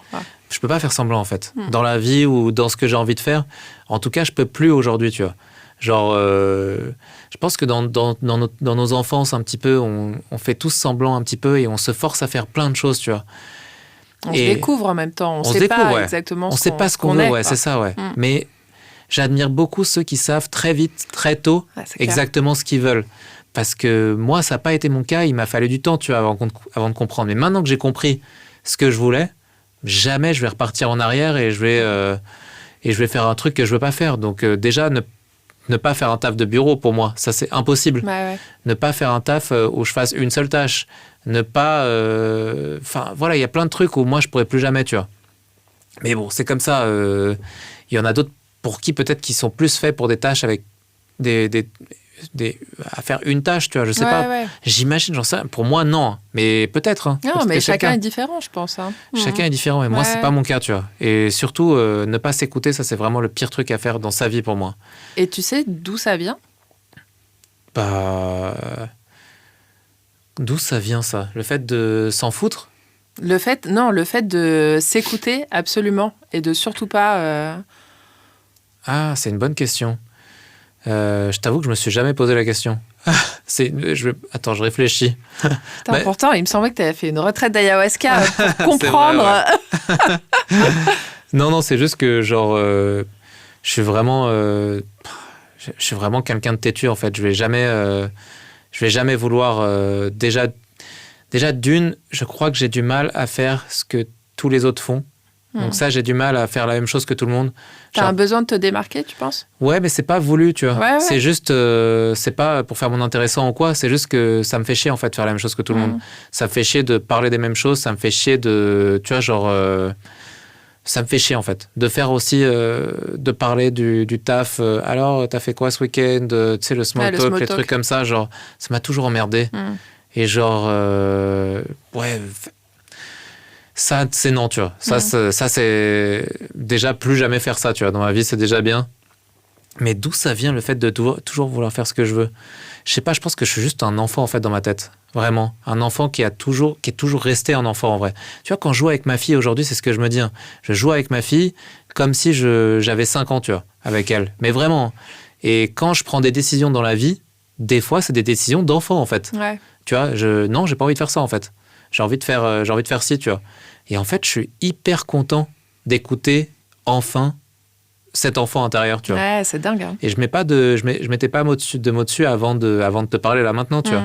Mais je pense que c'est vraiment ça. Je pense que c'est complètement ça. Hein. Tu t'es défait un peu de toutes les couches et ouais, c'est ça exactement. Et tu sais t'écouter, quoi. Mais exactement. Et ça, c'est un travail de tellement d'années, etc. Où justement, tu t'es pas écouté en fait. Où justement, tu t'es renié et tout ça. Et donc en fait, à force, tu t'es adapté et tout. Ouais. Et c'est très bien de s'adapter et tout ça. Mais en fait, c'est encore mieux d'être droit dans ses bottes et de savoir ce qu'on veut, tu vois. Et genre aujourd'hui, je sais que ouais, dans ma tête, je suis un grand enfant. Et c'est pas grave, en fait.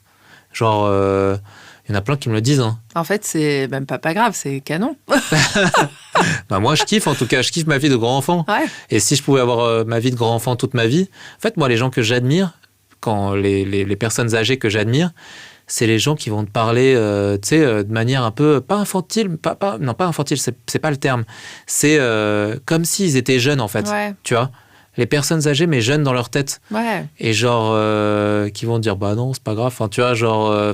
Oui, mais souvent, moi, je me rappelle quand j'accompagnais mon père en EHPAD, il me disait, mais qu'est-ce que je vais faire là? Parce que je lui disais, fais-toi des amis et tout. Il me dit, mais ils sont tous vieux. Et alors, il était aussi vieux qu'eux, voire parfois plus vieux. Mais c'est vrai que dans la tête, en fait, pas du tout, quoi. Ouais. Bah, c'est ça, en fait. Le truc, c'est que moi, je pense que j'ai jamais réussi à passer ce cap de devenir adulte dans ma tête, tu vois. Je sais même pas ce que c'est, en fait. Tu vois, donc les responsabilités, tout ça, en fait, ça m'a jamais atteint. Parce que pour moi, c'est pas si grave que ça, tu vois. Et donc, comment tu fais d'ailleurs les responsabilités? Parce que tu disais que tu pouvais pas quand tu étais maître. Mais là, tu as des responsabilités. Tu as ta fille, tu es locataire d'un appart.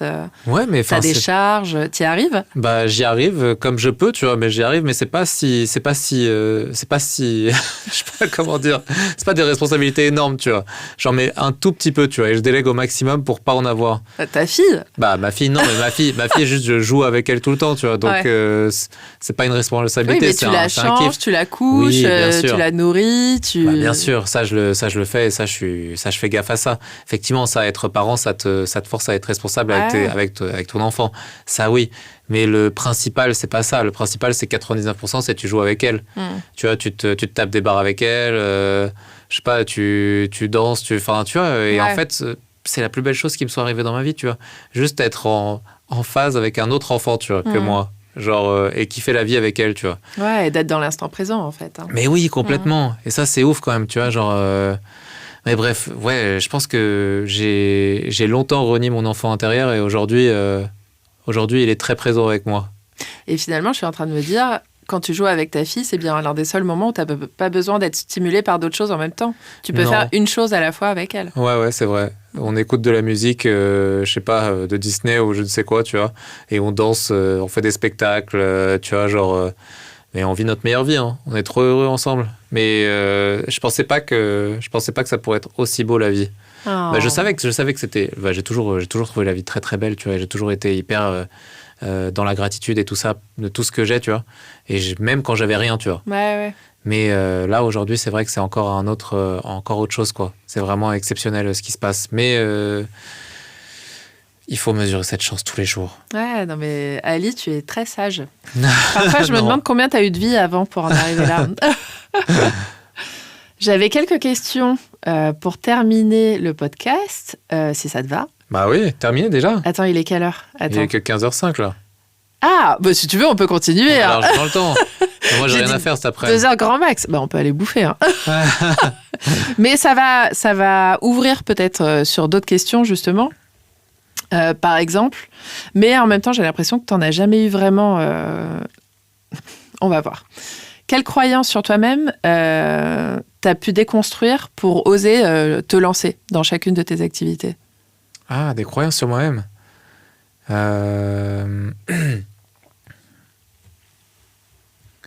Est-ce que... Est-ce que tu pourrais donner des exemples de croyances en soi-même? Par exemple, tu penses que t'es pas fait pour être dans la lumière, ou t'es pas fait pour gagner de l'argent, ou enfin, tu vois, des croyances limitantes que c'est pas pour toi, quoi. Je vois. Je crois que j'en ai pas eu beaucoup. Ben, j'ai l'impression. Je n'ai pas des masses des croyances sur moi, tu vois. Juste en mode, c'est ça que j'ai envie de faire en fait aujourd'hui. Mais si je devais en avoir une croyance limitante, je dirais effectivement. Attends, c'était quoi les exemples que tu as donnés? Gagner d'argent, être sur scène, enfin être dans la lumière. Ça peut être plein de choses. Ça peut être même physique. Quand tu me disais que tu étais gros quand tu étais plus jeune, bah c'est pas à moi de mettre en avant parce que moi je suis le petit gros et tout machin. Ouais. C'est vrai que quand t'es gros, en fait, du coup, tu portes des vêtements amples, tu portes des vêtements noirs, tu t'invisibilises toute ta vie, en fait, tu vois. Et ça, c'est vrai que d'être au premier rang, tu vois, c'est très spécial, en fait. Parce que ça te déboussole complètement. Ouais. T'es pas du tout habitué à ça, toi, en tant que gros ou ex-gros. T'as toujours été habitué à te faire petit, en fait. Ouais. Mais le jour où tu découvres qu'en fait, c'est OK, en fait, de s'assumer, d'être face au monde, tu vois. Et en fait, tous les gens qui te regardent, même s'ils ont des avis, en fait, c'est pas si grave que ça. Et leurs avis, en fait, ils sont pas aussi méchants que toi, ce que tu te dis. Tu vois ce que je veux dire? Ouais. Genre, toi-même, en ton toi intérieur, tu te dis des trucs un peu horribles sur toi, alors qu'en vrai, les gens, ils sont hyper admiratifs, tu vois, de ce que tu fais. Ouais. Et ça, tu prends longtemps avant de t'en rendre compte, tu vois. Très longtemps. Et du coup, ça t'empêche beaucoup de faire des choses, je pense, et d'être toi-même aussi face à la caméra, tu vois, ou face à ce micro. Ouais. Ça t'empêche d'être toi-même parce qu'en fait, tu te dis mais qu'est-ce qu'ils vont penser, les gens? Qu'est-ce qu'ils vont se dire de lui, etc. Et donc, tu cherches des tournures, tu cherches des phrases, etc. Mais en fait, les gens, ils veulent que tu sois authentique. C'est ça. Que tu sois toi-même. Que tu dises vraiment ce que tu ressens. À quoi ça sert sinon de se parler les yeux dans les yeux si on peut pas se dire vraiment ce qu'on ressent? Ouais. À quoi ça sert de faire des vidéos où on parle d'endroits vraiment atypiques où les gens ils font bien de la bouffe si derrière je récite des phrases juste pour faire genre, tu vois. Ouais. Ou si derrière t'aimes pas la bouffe et t'as jamais mangé dans ce resto. Exactement. Quoi. C'est ça. Enfin, c'est absurde, tu vois. Autant être vraiment soi-même et dire vraiment ce qu'on pense. Alors moi, dans les vidéos que je fais sur le Guide Ultime, j'ai toujours préféré parler du positif uniquement. Donc s'il y a un endroit que j'aime pas, juste je le teste et j'en parle pas, tu vois. Ouais. Et ça a toujours été mon credo. Genre, je préfère parler des endroits que j'aime bien plutôt que perdre du temps à parler des endroits que j'aime pas. Tu vois. Mais il y a suffisamment d'endroits pour pas défoncer ceux qui sont pas ouf. Bah oui. Et mettre en avant ceux qui sont géniaux. Exactement. Mais d'ailleurs, pour revenir à ça, j'y pensais là tout à l'heure, avec le succès que vous avez eu avec le Guide Ultime, là je le vois maintenant quand je suis avec toi parfois dans les restos, il y en a certains qui ne veulent plus avoir de vidéos parce qu'ils ont trop peur de l'afflux de gens qui va arriver. Ouais, c'est vrai. Ça, c'est souvent dans les endroits où il y a des Japonais ou des Japonaises. Dans les endroits où il y a des Japonais et des Japonaises, ils sont pas trop chauds parce que du coup, l'accueil va être différent selon eux. Ah ouais. Parce qu'il y aura trop de monde et du coup, ils préfèrent assurer qu'il y ait de la qualité clientèle, tu vois. Je peux comprendre. Après, maintenant, c'est rare quand même que les gens veuillent pas. C'est très, très rare. Ouais, okay. C'est quand même très rare. Après, il y a des endroits où j'ai pas envie de faire de vidéos aussi. Parce que c'est tellement un endroit uniquement où il y a des familiers, des gens qui sont là... les fidèles. Des fidèles, ouais. T'as pas envie de leur gâcher leur petit resto qui est tout petit. Il y a juste de la place pour les habitués et c'est tout, tu vois. Genre, ça, c'est rare. Du coup, il y a quelques adresses que j'ai pas... Je sais auxquelles tu penses, mais on n'en parlera pas du coup. On n'en parlera pas, désolé. Mais on vous aime. Non, mais sinon, il y a quoi comme croyance limitante dans la vie? Je sais pas ce que j'avais exactement, mais juste, te dire que t'as pas de place dans ce monde, alors qu'en fait, t'as le droit d'exister, en fait. T'as le droit d'être toi-même. Et en fait, t'as même pas besoin de faire de place pour toi-même, tu vois. Juste, c'est toi qui te fais de la place dans toi-même pour exister. Enfin, tu vois, genre, moi, mon but dans la vie, c'est juste de me réaliser en tant que moi, tu vois. Ouais. Juste d'être pleinement moi-même. Et pour ça, en fait, il faut s'en foutre du regard des gens. Et moi, tu vois, genre, en faisant les poubelles, ça m'a aidé à m'en foutre du regard des gens, tu vois. Mais la première fois que tu l'as fait, d'ailleurs... Première fois que je l'ai fait, je m'en foutais du regard des gens. Et dernière fois que je l'ai fait, je m'en foutais aussi, tu vois. C'est dingue, hein. En fait, tu t'en es toujours foutu. Je m'en suis toujours foutu parce que, en fait, tu sais quoi? Quand je regardais les poubelles et que je fouillais à l'intérieur et que je voyais tous ces trésors Et quand je te dis, je faisais des poubelles, je sais pas, j'avais 500 € que je récupérais à chaque fois, tu vois, de produits. Je me disais, en fait, mais c'est pas moi qui devrais être ridicule, entre guillemets. Enfin, tu vois, moi, en fait, ce que je fais là, c'est que je fais un truc vraiment cool, en fait. Ouais. Les gens s'en rendent pas compte, mais tant pis pour eux, en fait. Ou tant pis pour elles, c'est pas grave, c'est normal. Ils savent pas qu'en fait, dans les poubelles, il y a tant de trésors, tu vois. Et donc, j'ai jamais eu la pression du regard. Non, moi, là où j'ai eu la pression du regard, c'est plus dans les endroits comme les palaces ou même les supermarchés où parfois, je me sens pas vraiment à ma place ou quoi. J'ai l'impression d'être un voleur ou quoi. Enfin, tu vois, genre, que j'ai rien fait. Ou genre... Pourquoi t'as cette impression ? Je sais pas, genre... tu sais, moi, je rentre dans un magasin, j'ai peur tout de suite que je... Ouais, je sais pas. C'est très bizarre. Ouais, j'ai peur d'être catégorisé comme voleur ou quoi, mais ça, je pense que c'est des biais, tu sais, un peu, vu que je suis rebeu, tu vois, genre, j'imagine... Ah ouais, mais tu le ressens, quoi. J'ai des biais comme ça. Ouais, c'est bizarre. Mais t'as déjà été arrêté ou on t'a déjà contrôlé Plusieurs fois, ouais. Mais tu vois, alors que j'avais rien fait, tu vois, genre... mais c'est pas... ça arrive à tous les rebeux, c'est normal, hein. Mais genre pas... Alors, c'est pas normal. Mais c'est important de le dire que, ouais, il y a cette peur, quoi. Ça arrive. Mais c'est très, très rare. Mais tu vois, genre... ma mère, elle me donnait un exemple. Une fois, elle était partie dans une pharmacie. Genre, elle est partie acheter un truc et le vigile lui a dit, déshabillez-vous, vous avez volé quelque chose. Alors qu'elle avait rien volé, tu vois. Et déshabillez-vous ? Ouais. Mais quel rapport ? Et parce que elle avait montré son sac, il n'y avait rien du tout. Et du coup, le vigile lui avait dit, tu vois, genre... Il y a une sorte d'injustice comme ça parfois, ouais, qui est vraiment crasse. Mais bon, je sais plus pourquoi on disait ça, mais ouais, le pire que...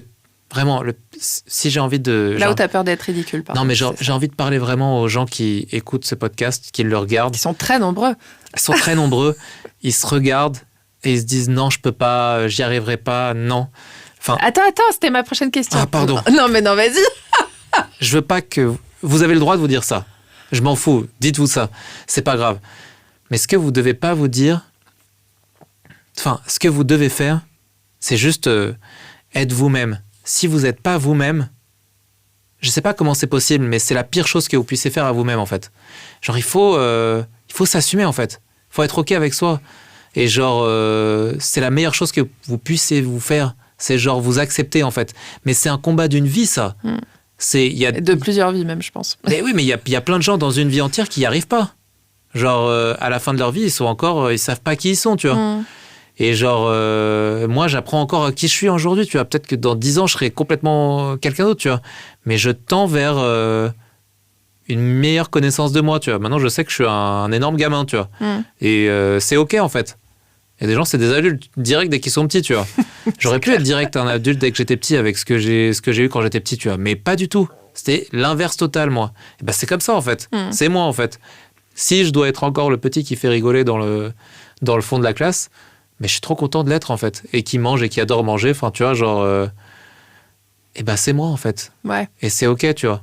Et c'est comme ça que j'aime la vie, en tout cas. Ouais, non, mais c'est canon. Bon, par contre, ceux qui ressentent au fond d'eux que c'est des psychopathes, ne vous écoutez pas, allez voir un psy. Dénoncez-vous. Et du coup, ta vision pour les 10 prochaines années, est-ce que... Je m'attends un peu à ta réponse parce que je sais que tu es beaucoup dans l'instant présent, mais est-ce qu'il y a des choses, tu as des envies, des projets, des objectifs ou est-ce que tout ça, c'est des mots d'adultes responsables? C'est très très dur de savoir ce que je vais manger déjà demain ou ce que je vais faire la semaine prochaine. Ouais. C'est très très dur de savoir ce que je ferai dans 10 ans. Je t'avoue, c'est un exercice très difficile pour moi. J'ai jamais été trop dans le passé ni dans le futur. Hein. C'est pas voulu, hein. C'est juste... J'ai toujours été comme ça. Tous les livres de développement personnel te diront que c'est génial et que c'est ce qu'il faut. Hein, donc, Je les ai pas lus, mais j'imagine. Mais tu sais, j'avais... complètement entre parenthèses, mais il y avait un truc que j'adorais faire à un moment donné.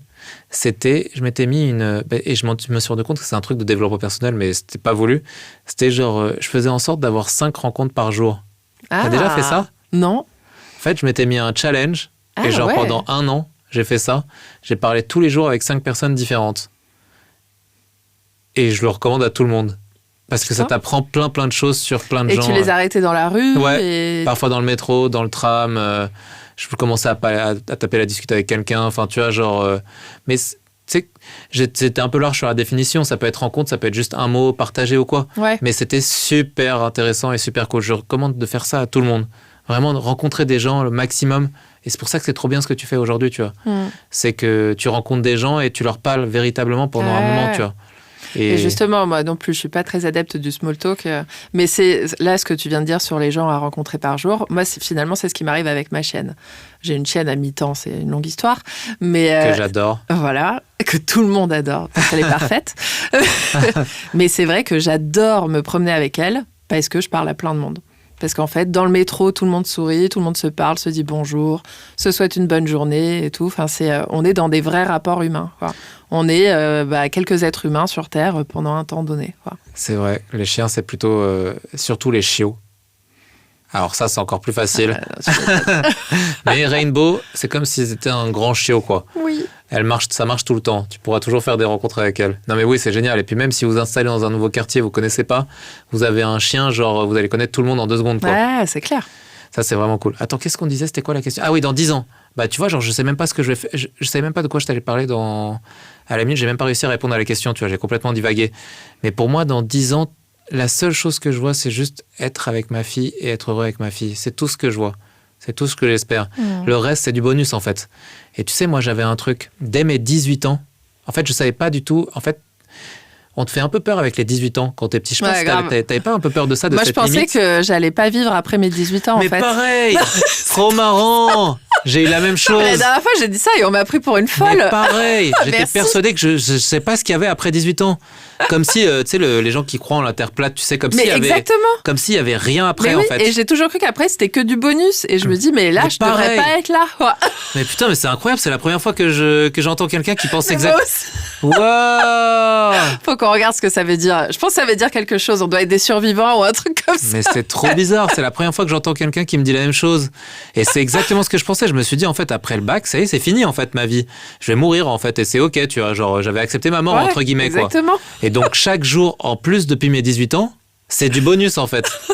Donc, je peux pas gâcher ce bonus en faisant n'importe quoi. Ouais. Enfin, tu vois, genre, il faut que je vive ma vie, en fait, et je fasse ce que je veux. Oui, parce que t'as rien à perdre. Bah oui, j'ai rien à perdre. Je m'en fous, en fait. Ouais. C'est que du bonus que je vis tous les jours. Mais c'est hyper bizarre. J'ai jamais vu quelqu'un qui avait ressenti la même chose. Waouh. Si vous êtes plusieurs dans ce cas, écrivons-nous. Bah ouais, j'avais jamais entendu quelqu'un dire ça. Ça, c'est impressionnant. Mais il doit y avoir un truc, tu vois, j'avais pas mis le doigt sur le fait qu'effectivement, les adultes nous disent 18 ans, c'est un grand pas, c'est vraiment un objectif. Ouais, c'est... Moi, ça a beaucoup changé dans ma famille. Avant mes 18 ans, je pouvais rien faire. J'avais pas le droit de sortir ni rien. Et à 18 ans, j'ai pu sortir jusqu'à 4h du mat. Et j'ai pas compris même ce décalage entre trop bizarre. Une date d'anniversaire, quoi. Ouais, c'est clair, ça n'a pas de sens. Ouais. Juste une date d'anniversaire qui fait que tu vas pouvoir sortir ou pas, que tu vas pouvoir boire de l'alcool ou pas, c'est trop chelou, quoi. Ouais, comme alors si que tout devrait se faire dans la continuité, quoi. Ouais, enfin... Et naturellement. Mais mais moi pareil, du coup, chaque jour depuis mes 18 ans, c'est juste, je suis dans la gratitude par rapport au fait d'être en vie tous les jours, d'avoir 2 bras, 2 jambes. C'est ce que ma mère a toujours dit, tu vois, genre t'as 2 bras, 2 jambes, sois heureux, tu vois. Ouais. Enfin, c'est con, hein, mais genre, oui, je suis heureux tous les jours, en fait, de pouvoir te voir là maintenant, de pouvoir regarder ce qui se passe dehors, sentir, tu vois, genre toucher... Et mais je sais pas, genre c'est con, tu vois, mais genre ça c'est un truc qu'il faut jamais perdre dans la vie, tu vois, la gratitude tous les jours, tu vois. Et effectivement, depuis mes 18 ans, je suis dans la gratitude tous les jours parce que tous les jours c'est du bonus. Et donc tous les jours c'est même plusieurs bonus, tu vois, genre je vais dans un petit resto, je mange un petit truc, je vois des potes, enfin tu vois, je vois ma fille, enfin. Et tous les jours je me dis mais c'est dingue cette vie. Ouais. Jusqu'à quel jour ça va, enfin quand est-ce que ça va continuer encore longtemps ça? Et genre je me dis bah ouais, et de plus en plus je me dis bah ouais, ça va continuer et c'est bien en fait. Et le matin, quand tu te lèves, du coup, tu te lèves facilement avec un grand sourire et une chanson. Non, mais moi, je me lève tôt, je me suis toujours levé tôt et j'ai toujours été... chaque minute que je perds dans mon lit, c'est un peu une minute gâchée en fait pour moi. Genre, j'ai besoin de profiter du soleil, de la journée, même s'il fait moche, hein, tu vois, genre, je suis le seul dehors à Paris à être encore sur les terrasses alors qu'il fait moins 40.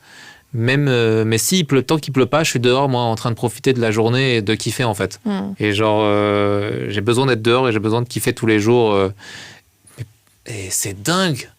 Incroyable. Ouais.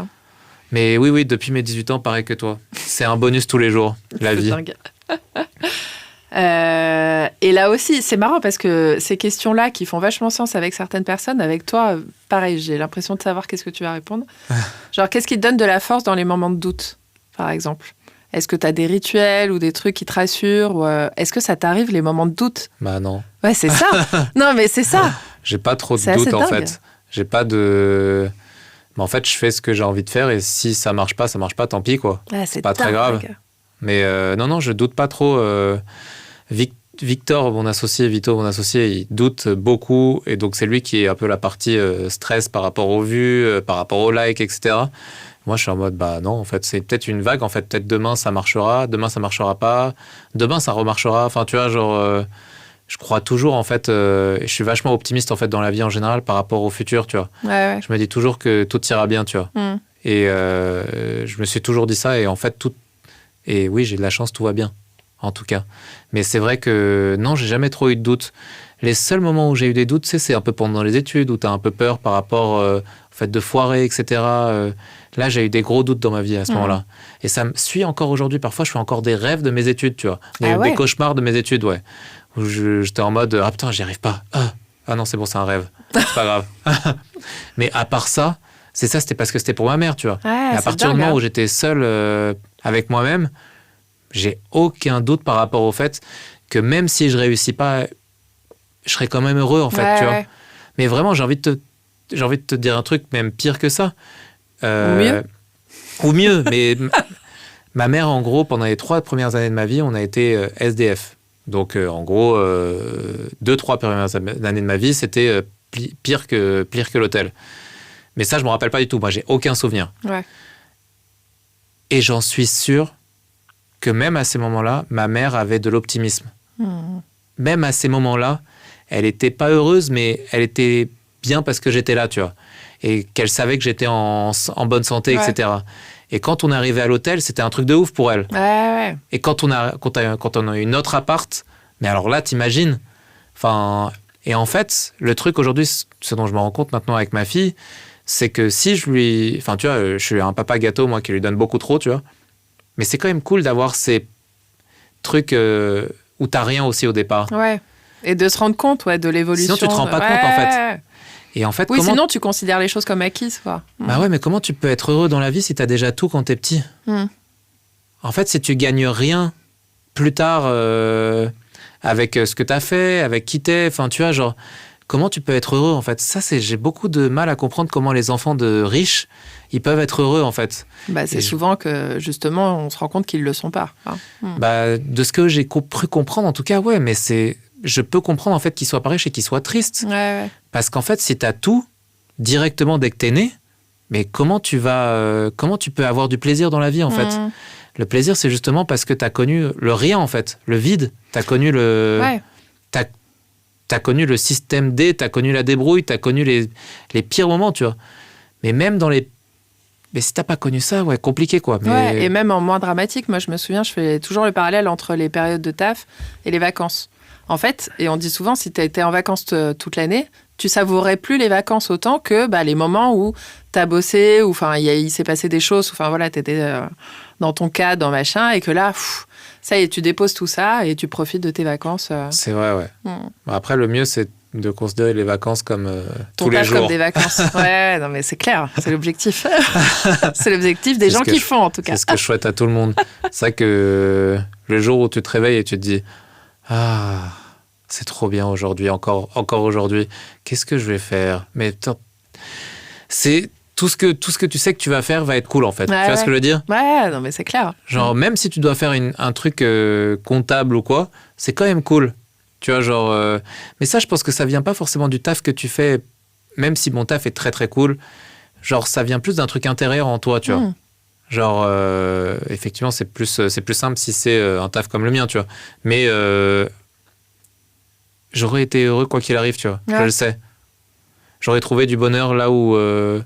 dans un tout petit interstice, il y aurait eu un tout petit truc, j'aurais été heureux là-dedans, tu vois. Ouais.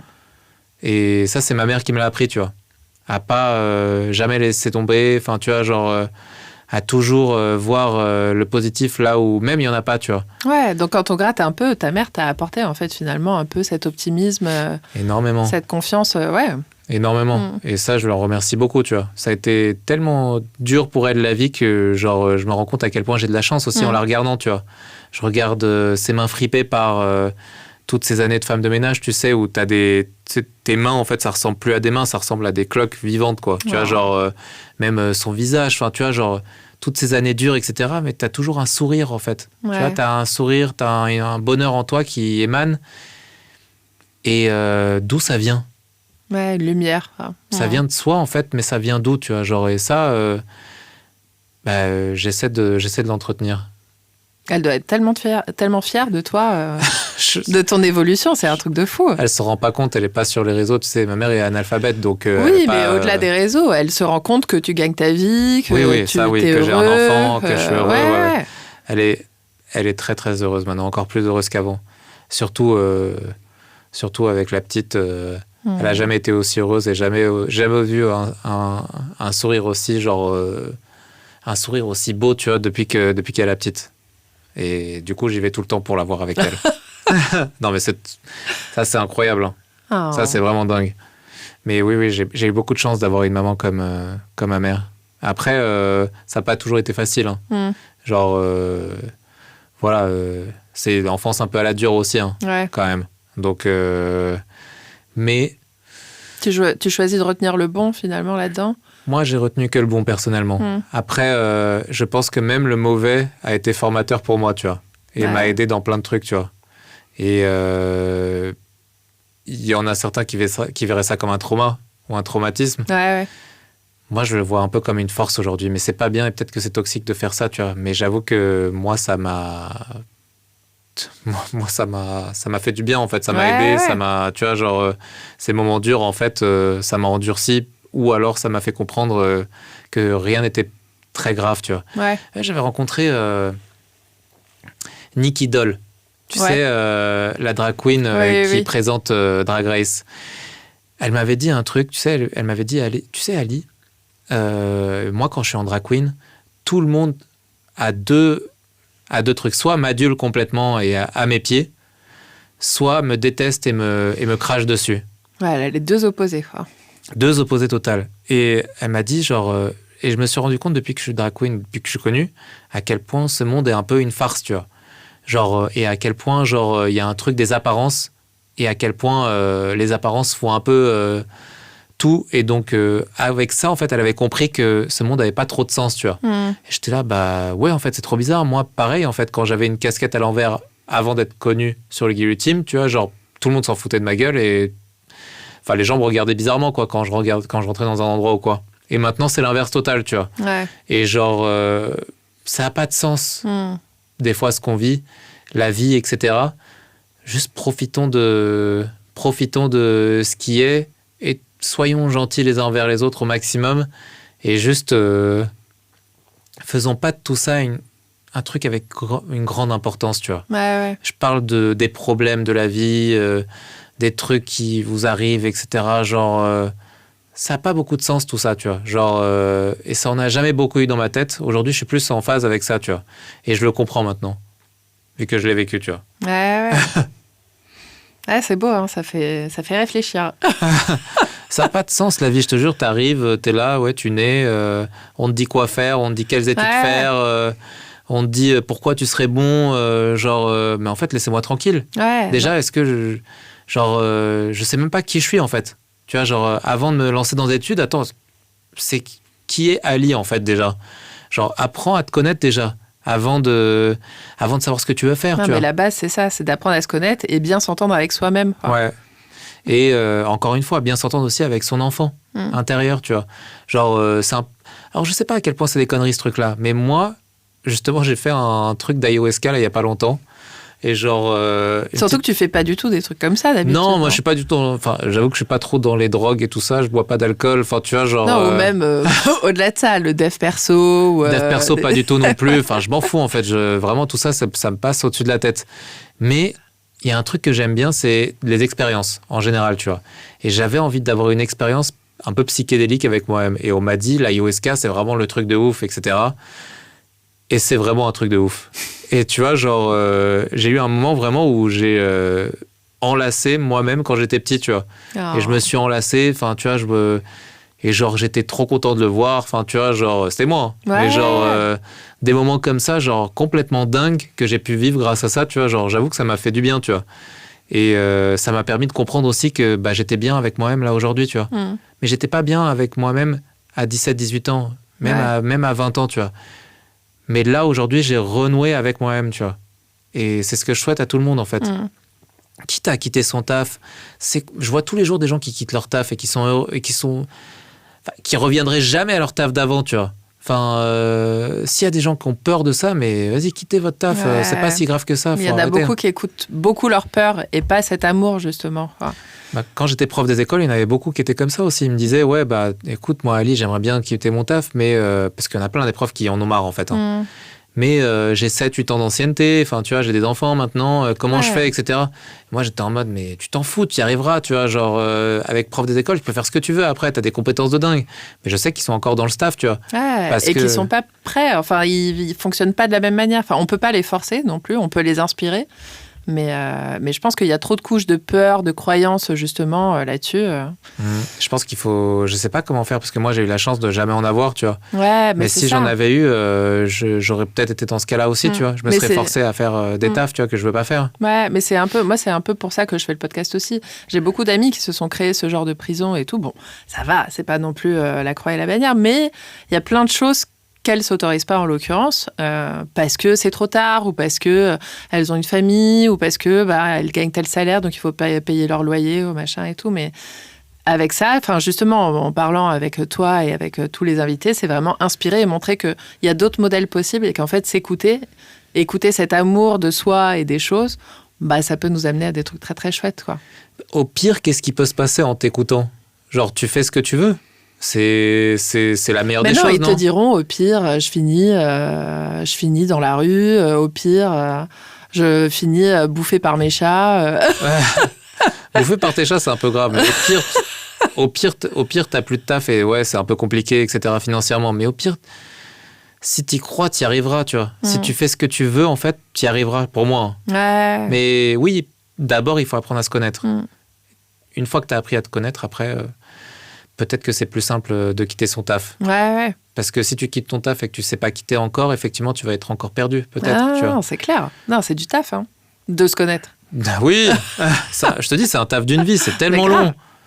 Et on est encore dans le process, toi. Comment ça se passe dans ce taf-là ? Dans celui-là ? Non, dans le taf de te connaître. Oh là là, moi, ça fait 10 ans que c'est un énorme taf. Donc, mais justement, avec ma psy, il y a pas longtemps, j'ai soufflé à la fin parce que j'ai encore découvert quelque chose sur moi. Et elle m'a dit, mais pourquoi vous soufflez ? Et je dis, mais parce que ça n'arrête pas, en fait. Ça fait 10 ans qu'on se voit et j'apprends encore des choses. Et elle m'a dit exactement ça. Elle m'a dit, mais vous savez, c'est le travail d'une vie. Oui, bon, d'accord. Vu comme ça. Mais moi, je croyais que la vie s'arrêtait à 18 ans. Donc, je pensais pas que j'allais apprendre autant de choses derrière, quoi. Non, c'est trop bizarre. Et puis, faut s'entourer aussi des gens qui croient en nous un peu. C'est quand clair. même. Ça, c'est quand même important. Tu vois, pendant longtemps, moi, j'ai pas eu forcément des gens qui croyaient en moi, parce que c'est des anciens amis, tu vois. Aujourd'hui, j'ai que des gens qui croient en moi autour de moi, et j'avoue que ça, c'est un peu un truc débile, mais c'est OK, en fait, de passer à autre chose amicalement, peut-être, de temps en temps. Ou pas forcément passer à autre chose de manière consciente, mais juste écouter qui on a envie de voir, en fait, aujourd'hui, tu vois, genre... et pas forcément s'obliger à voir l'ami qu'on n'a pas envie de voir, en fait, tu vois. Parce qu'on évolue différemment. Oui, ou même passer le week-end qu'on n'a pas envie de passer, tu vois, juste...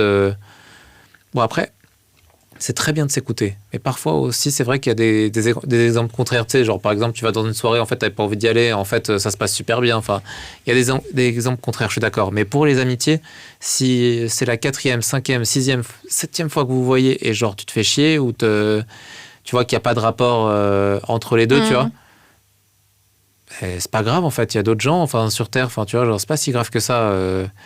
Il y aura d'autres gens avec qui tu seras plus en phase. Mais c'est qu'on nous apprend pas ça. Moi, j'ai vécu une rupture amicale et personne t'apprend ça. En fait, tu sais pas comment gérer ça, quoi. C'est limite pire qu'une rupture amoureuse parce que vraiment, c'est pas accepté du tout par la société, c'est pas compris. C'est vrai. Mais bon, mais par contre, pour la soirée, quand tu dis si parfois il faut s'écouter, il faut pas s'écouter. En fait, même pour la soirée, il faut s'écouter. Parce que la soirée, il y a 3 semaines, t'étais trop chaud et t'as dit oui, bien sûr, je viendrai. C'est juste 3 semaines après, c'est la flemme qui parle. Mais ça, c'est pas toi qui parle, c'est ta flemme. C'est vrai. C'est ton cerveau qui te dit bon, vas-y, j'ai pas envie de faire l'effort de sortir, de machin.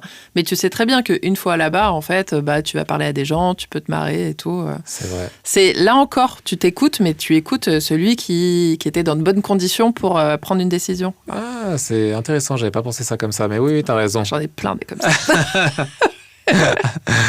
Bah, j'imagine. T'as des années de psy d'avance sur moi, toi. Quelques-unes. Mais du coup, il y a d'autres questions aussi que je voulais te poser. Et pareil, je sais ce que tu vas répondre, mais on ne sait jamais. Est-ce qu'il y a des choses que tu as faites ou pas faites que tu regrettes?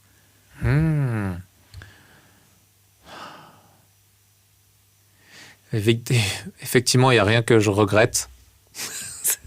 C'était tellement prévisible. Bah ouais, il n'y a rien que je regrette, mais que je regrette pas. Que je regrette pas, c'est de m'être écouté, oui. Toute ma vie, ça oui. Ça, c'est sûr. Et je regretterai jamais... Personne ne pourra jamais se regretter ça, en tout cas, j'imagine. Hein. Ça peut pas être un regret à la fin de ta vie. Oh merde, je me suis écouté toute ma vie. Oh là là, je savais pas, j'ai oublié. Enfin, tu vois, genre... Non, je ferai toujours en sorte de m'écouter et ça, je pourrai jamais le regretter. Et donc, vu que je le regrette pas depuis que je le fais, pourquoi j'arrêterais de le faire? Ouais. Tu vois, genre... Mais il faut faire attention à toujours... à jamais faire de mal aux gens dans le process. Donc, tu t'écoutes, c'est bien. Mais ça veut pas dire que tu dois passer au-dessus de quelqu'un, faire du mal à quelqu'un dans le process. Ouais. Enfin, tu vois, genre... C'est juste ça, un peu les garde-fous, on va dire. Tu vois, genre... Bon, j'ai pas d'exemple concret, oui, tu vois. Et en respectant la liberté des autres et tout. Ouais, exactement. Oui, sans blesser. Exactement. Tu vois, genre, mais... Non, mais en fait, c'est trop chiant, j'ai pas de regrets et tout ça. Attends, qu'est-ce que je pourrais avoir comme regret? Non, mais c'est ce qui fait ta particularité, hein, je trouve. Je pourrais dire que j'ai un regret du fait d'avoir fait des longues études comme ça pour ma mère. Mais en fait, je les regrette pas. Parce que t'aurais pas fait ça derrière, peut-être? Non, j'aurais pas fait ça derrière. Et puis, je suis hyper content d'avoir rendu fière ma mère aussi. Et même, c'était un petit challenge aussi pour moi de réussir à faire ça là où... En fait, c'est dur hein, pour les gens qui viennent pas de ces milieux-là, tu vois. Avec une mère analphabète, enfin, tu vois, genre, de faire ces études-là... C'est un peu comme les études de médecine, quoi. C'est super dur, tu vois. Ça, j'en suis fier, j'avoue. Mais en plus, t'aurais pas rencontré tes potes en résidence, t'aurais pas fait ton SO. C'est vrai, ouais. J'aurais rien fait de tout ça. En plus, j'aurais pas rencontré Vito. Enfin, tu vois, genre, non, ça aurait été horrible. J'aurais pas non plus rencontré Marianne, la marraine de ma fille. Enfin, tu vois, genre... Non, ça aurait été vraiment dur. Donc, ouais, je regrette rien. Non. Et j'espère que je regretterai rien dans la vie, mais encore une fois, je regretterai rien tant que je m'écouterai. Ouais. Et si tu pouvais parler au Ali de 10 ans, celui que tu as pris dans les bras en ayahuasca, qu'est-ce que tu lui dirais? Qu'est-ce que je lui dirais? C'est intéressant. Je lui ai déjà dit, du coup, pendant l'ayahuasca. Je lui ai dit que t'allais kiffer la vie et que ça allait être stylé et qu'il fallait continuer à t'écouter et que ça allait être stylé, t'inquiète pas, tu vois. Je lui ai dit des trucs comme ça, tu vois. Mais j'étais pas non plus en mode... j'avais pas non plus envie de dire tu devrais faire ci ou ça, tu vois. Genre, en fait, non. Le process, c'est important et même tout ce que t'as fait, tu vois, genre où peut-être que tu pourrais regretter un petit peu, mais en fait, non, c'était cool aussi, tu vois. Genre... Trust the process. Ouais, et puis même, je sais que ça ira. Tu vois, genre... ça va bien se passer et genre tu vas kiffer ta vie et tu seras heureux quoi qu'il arrive. Et tu rendras les gens heureux autour de toi, j'espère. C'est vraiment le truc que je lui ai dit, tu vois. Et ça m'a fait beaucoup de bien de lui faire un énorme câlin, tu vois, à la fin. Ouais, tu m'étonnes. Genre, c'est très bizarre de se parler à la troisième personne, de lui faire. Oui, c'est ça. Non, mais je fais la même chose. Mais ça m'a fait du bien, en fait. Est-ce que tu as versé une larme? Oui, je crois, ouais. Ouais, je crois. Parce que un des trucs aussi, un des trucs de l'ayahuasca, c'était à la fois... ressentir un peu plus des émotions négatives, on va dire, pour ma fille, tu vois. Parce que je ressens peut-être pas assez les émotions négatives dans la vie, tu vois. Et donc, mon but, c'était un peu plus de les ressentir pour que je puisse ressentir aussi et comprendre quand elle va pas bien. Tu vois, parce que parfois, j'ai un peu ce côté un peu genre ouais, je comprends pas quand elle pleure ou des trucs comme ça, et j'avais envie d'être plus empathique à ce niveau-là, tu vois. Et donc ouais, j'ai appris à pleurer, j'ai appris à lâcher des larmes, j'ai appris à être triste, en fait, et à accepter la tristesse. Enfin, tu vois, genre, des choses que j'avais jamais apprises par le passé, tu vois. Et putain, qu'est-ce que c'est bien, en fait, aussi de ressentir le négatif, tu vois, et de le ressentir même à fond, tu vois. Et en fait, à quel point c'est important aussi, tu vois, genre... Et parce que tu t'es interdit ça quand t'étais, toi, plus jeune ? Ouais. Beaucoup interdit ça. Je sais pas pour toi, mais moi, vu que j'ai toujours été dans la gratitude et dans l'optimisme total, du coup, n'importe quoi, même les trucs chiants, ça c'est jamais devenu des trucs graves ou tristes, tu vois. Mais il y a des fois où c'est OK, en fait, d'être triste. C'est OK, parfois, de ressentir ces émotions négatives, tu vois, peut-être. Hein. Et donc, c'est ce que j'essaie de faire, là, ces derniers temps, ressentir un peu tout le panel d'émotions et pas uniquement positif, parce que je pense que en tant qu'être humain, genre, c'est important de... Enfin, on vit pour avoir des émotions, tu vois. On vit pour ressentir. Et si on ressent une seule palette et pas l'autre, bah c'est dommage, tu vois. Genre, tu peux décider de faire que des tableaux lumineux toute ta vie, tu vois. Oui, mais c'est se couper d'une partie du monde, quoi. Bah, un peu, peut-être. Et genre, il y a de la beauté partout, en fait. Il y a aussi de la beauté dans des tableaux, genre, tristes. Et ça, c'est ce que j'apprends à comprendre un peu plus ces derniers temps, tu vois, sur moi. Et ça, c'est mon dernier, pour l'instant, mon dernier gros chantier sur moi, quoi, un peu. Apprendre un peu plus à avoir des émotions à ce niveau-là pour être un meilleur papa pour ma fille. C'est ça que, en fait, quand tu fais de l'ayahuasca, il faut arriver avec une intention. Et moi, mon intention, c'était être un meilleur papa. Et ça passait par le fait de ressentir des émotions autres que positives. C'est dingue, hein. C'est dingue. J'en viens à me demander, mais peut-être que je fais de la psychologie de bas étage, mais peut-être que tu t'es interdit aussi d'avoir ces émotions négatives-là pour pas être un fardeau pour ta mère quand tu étais plus petit. Ouais, bah complètement. Ouais. Je pouvais pas lui rajouter ça en plus. Ouais, c'est ça. Mais dans tous les cas, j'étais quand même heureux, tu vois. Ouais, oui, bien sûr. J'étais quand même heureux parce que j'ai quand même eu une belle vie, tu vois. Même quand j'étais petit, mais c'est vrai que t'as pas du tout envie de rajouter quelque chose. Mais quand ça n'allait pas, tu disais, enfin, t'avais pas le droit en fait de dire que ça n'allait pas. Quand ça n'allait pas, en fait, c'était du coup les émotions négatives ne passaient pas par moi. C'était plus ça. C'était un peu comme une peau de canard, tu vois, avec de l'eau. Genre ça coule en fait.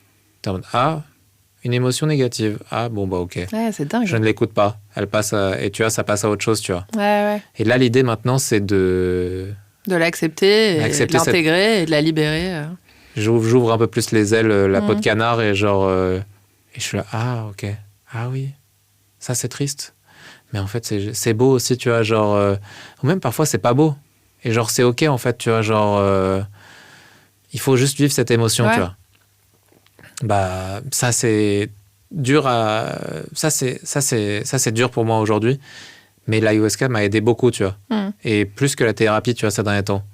Genre, ça a débloqué quelque chose de physique en moi, tu vois. Quand je te parle de physique, c'est-à-dire de littéralement pleurer, tu vois. Ouais. Et tu pleures plus, du coup, depuis ? Ouais, beaucoup plus, ouais. Et beaucoup plus facilement. Et en fait, c'est cool, tu vois. Et genre, j'ai toujours cette gratitude, j'ai toujours cet optimisme, je suis toujours heureux tout le temps. Mais parfois, quand il y a des trucs tristes, c'est OK aussi. Ouais, exactement. L'un n'enlève pas l'autre. Hein. Non. Et... bah bref, ça, je suis content d'avoir tout le spectre aujourd'hui, tu vois. Et en te projetant dans le Ali de 80 ans, qu'est-ce que tu te conseillerais aujourd'hui ? Ah, attends. Le Ali de 80 ans, qu'est-ce que je lui conseillerais ? Non. Là, tu te projettes, t'es le Ali de 80 ans. J'ai 80 ans. Et tu te conseilles à toi maintenant, aujourd'hui, un conseil, quelque chose. Ou salut. Hein. Et bah, continue à t'écouter, continue à kiffer la vie, continue à kiffer les gens, continue à raconter des belles histoires, parce qu'aujourd'hui, c'est un peu ma passion, raconter des belles histoires, et j'espère que ça me quittera pas avant très longtemps. Et j'ai l'impression, en tout cas, que je suis en train de... J'ai l'impression que aujourd'hui, je suis en train de devenir un peu un storyteller, un conteur, tu vois. Et j'espère que ça va continuer encore. Et j'espère que tu continueras à raconter des histoires, et des belles histoires, toute ta vie. C'est mon but pour l'instant. Ok. Un jour, peut-être, je changerai. Je dis pas que je ferai ça toute ma vie, tu vois, mais pour l'instant, c'est mon but, raconter des belles histoires. Et peut-être aider des commerces que j'aime bien. Voilà. L'approche fatidique des 40 ans, ça change rien pour toi? Non, au contraire, je suis content. J'ai hâte que ça arrive. Genre, j'ai kiffé mes 30 ans comme jamais. Je vais kiffer mes 40 ans aussi. Je vais kiffer mes 50 ans aussi. Non, j'ai l'impression que chaque nouvelle dizaine d'années est encore mieux. Ouais, parce qu'on apprend à se connaître encore plus. Quoi. Mais oui, c'est génialissime. Et puis, putain, être droit dans ses bottes, être à fond avec soi-même, putain, qu'est-ce que ça fait du bien. Donc à 40 ans, j'imagine pas. Ouais. J'imagine pas à quel point ça va être cool, tu vois. Genre, y a vraiment un truc où à la fois, je suis de plus en plus moi-même, mais en même temps, les gens comprennent de plus en plus facilement qui je suis, tu vois. J'ai moins à m'adapter pour les gens. Genre, donc vraiment, la quarantaine, je l'attends. Et j'espère qu'elle va arriver vite. Et vu que j'ai pas le droit de mourir maintenant parce que j'ai une fille, du coup, j'espère que je vais continuer à vivre tout ce temps. Et c'est pas que du bonus maintenant, aujourd'hui, ma vie, tu vois. C'est plus que du bonus, c'est aussi... je sais pas comment dire. T'as le devoir maintenant. J'ai le devoir de rester en vie pour elle tous les jours, tu vois. Alors qu'avant, la mort me faisait pas si peur que ça. C'est aussi ça le truc, peut-être. La mort me fait pas peur, tu vois. Aujourd'hui encore. Mais c'est vrai que en tant que papa, j'ai pas du tout envie de laisser ma fille seule aujourd'hui, tu vois. Ouais, je comprends. Donc, disons que quand je pensais que la vie était finie après, j'espère que la vie sera pas finie. Disons que je m'en fous moins aujourd'hui que la vie soit finie demain, quoi. Ouais. Et que je serai quand même heureux, tu vois. Parce que c'est un peu tout ce que je me dis toute ma vie, tu vois. Ouais. Si la vie se termine demain, c'est pas grave, en fait, j'ai kiffé ma vie, tu vois. Là, aujourd'hui, c'est pas grave pour moi, mais ça serait grave pour ma fille, et du coup, c'est grave pour moi, en fait. Tu vois, genre, donc, on va essayer de rester en vie le plus longtemps possible pour ma fille, au moins. Bon, c'est un beau projet. Oui. Merci, Ali.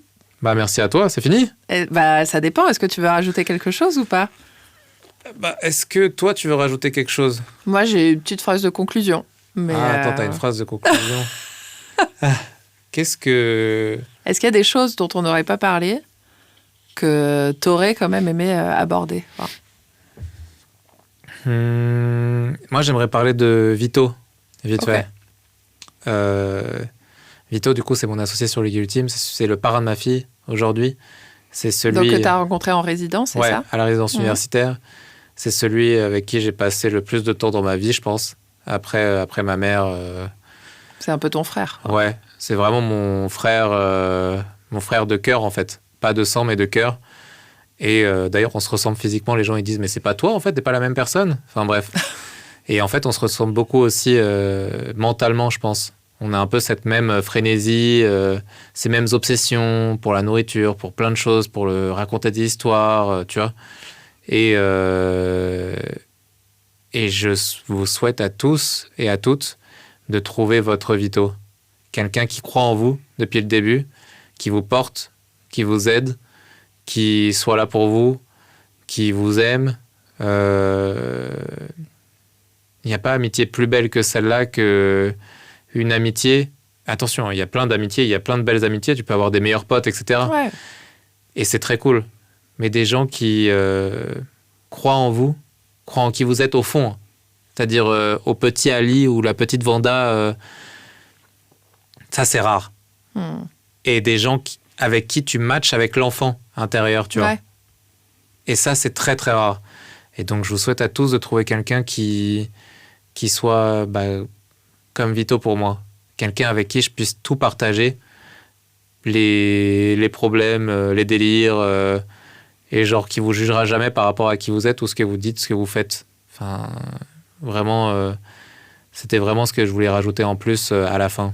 C'est vraiment un élan du cœur et vraiment, Vito, t'écouteras pas ce podcast parce que je sais que t'as la flemme d'écouter des podcasts très longs, mais je t'aime très fort. Voilà. On lui enverra que cette partie, si tu veux. Avec plaisir. Et un petit mot pour ma fille aussi. T'as 3 ans et demi, donc t'entends pas ce podcast, mais j'espère que tu l'écouteras plus tard. Je t'aime à la folie. Et j'espère qu'on grandira ensemble, qu'on vieillira ensemble et qu'on continuera à jouer tous les jours comme des cons, tous les jours ensemble. Voilà, J'ai l'impression t'aime à la folie. J'ai l'impression qu'on est en train de créer une capsule, tu sais, qu'on met dans l'espace. Et dans 100 ans, on écoutera et on verra tout ce qu'il y a. Et là, on aura tous ces messages. Et, on sera dans Interstellar et toi, tu seras derrière la bibliothèque et elle sera en train de toucher du doigt. Ouais, c'est clair. Non, mais vraiment, j'ai beaucoup de chance de t'avoir, Alma. Et je t'aime, papa. Difficile de conclure après ça. T'as un dernier mot ou une dernière dédicace? C'est bon. Bon, ben, j'espère que cette conversation vous a donné autant de joie et d'énergie que moi. Et j'espère que ça vous a donné envie de passer à l'action dans vos projets aussi. Dites-le nous. Et oui, dites-le nous en commentaire. Alors, toi, du coup, peut-être pas sur ton Insta privé, sur le guide ultime. Sur le guide ultime. Et si cet épisode vous a plu, là, je crois que c'est ce qu'on est obligé de dire quand on a un podcast. Partagez-le autour de vous, laissez un commentaire, des étoiles sur votre plateforme d'écoute préférée. Et surtout, je vous souhaite d'oser écouter vos cœurs, parce que les rêves sourient aux audacieux. Merci Ali. Merci à toi. Merci d'avoir écouté Avec Vanda, le podcast. Si cet échange vous a inspiré, dites-le moi. Laissez 5 étoiles, un commentaire ou partagez-le autour de vous. C'est vraiment ce qui l'aide à grandir. À très bientôt pour une nouvelle dose d'audace et d'inspiration.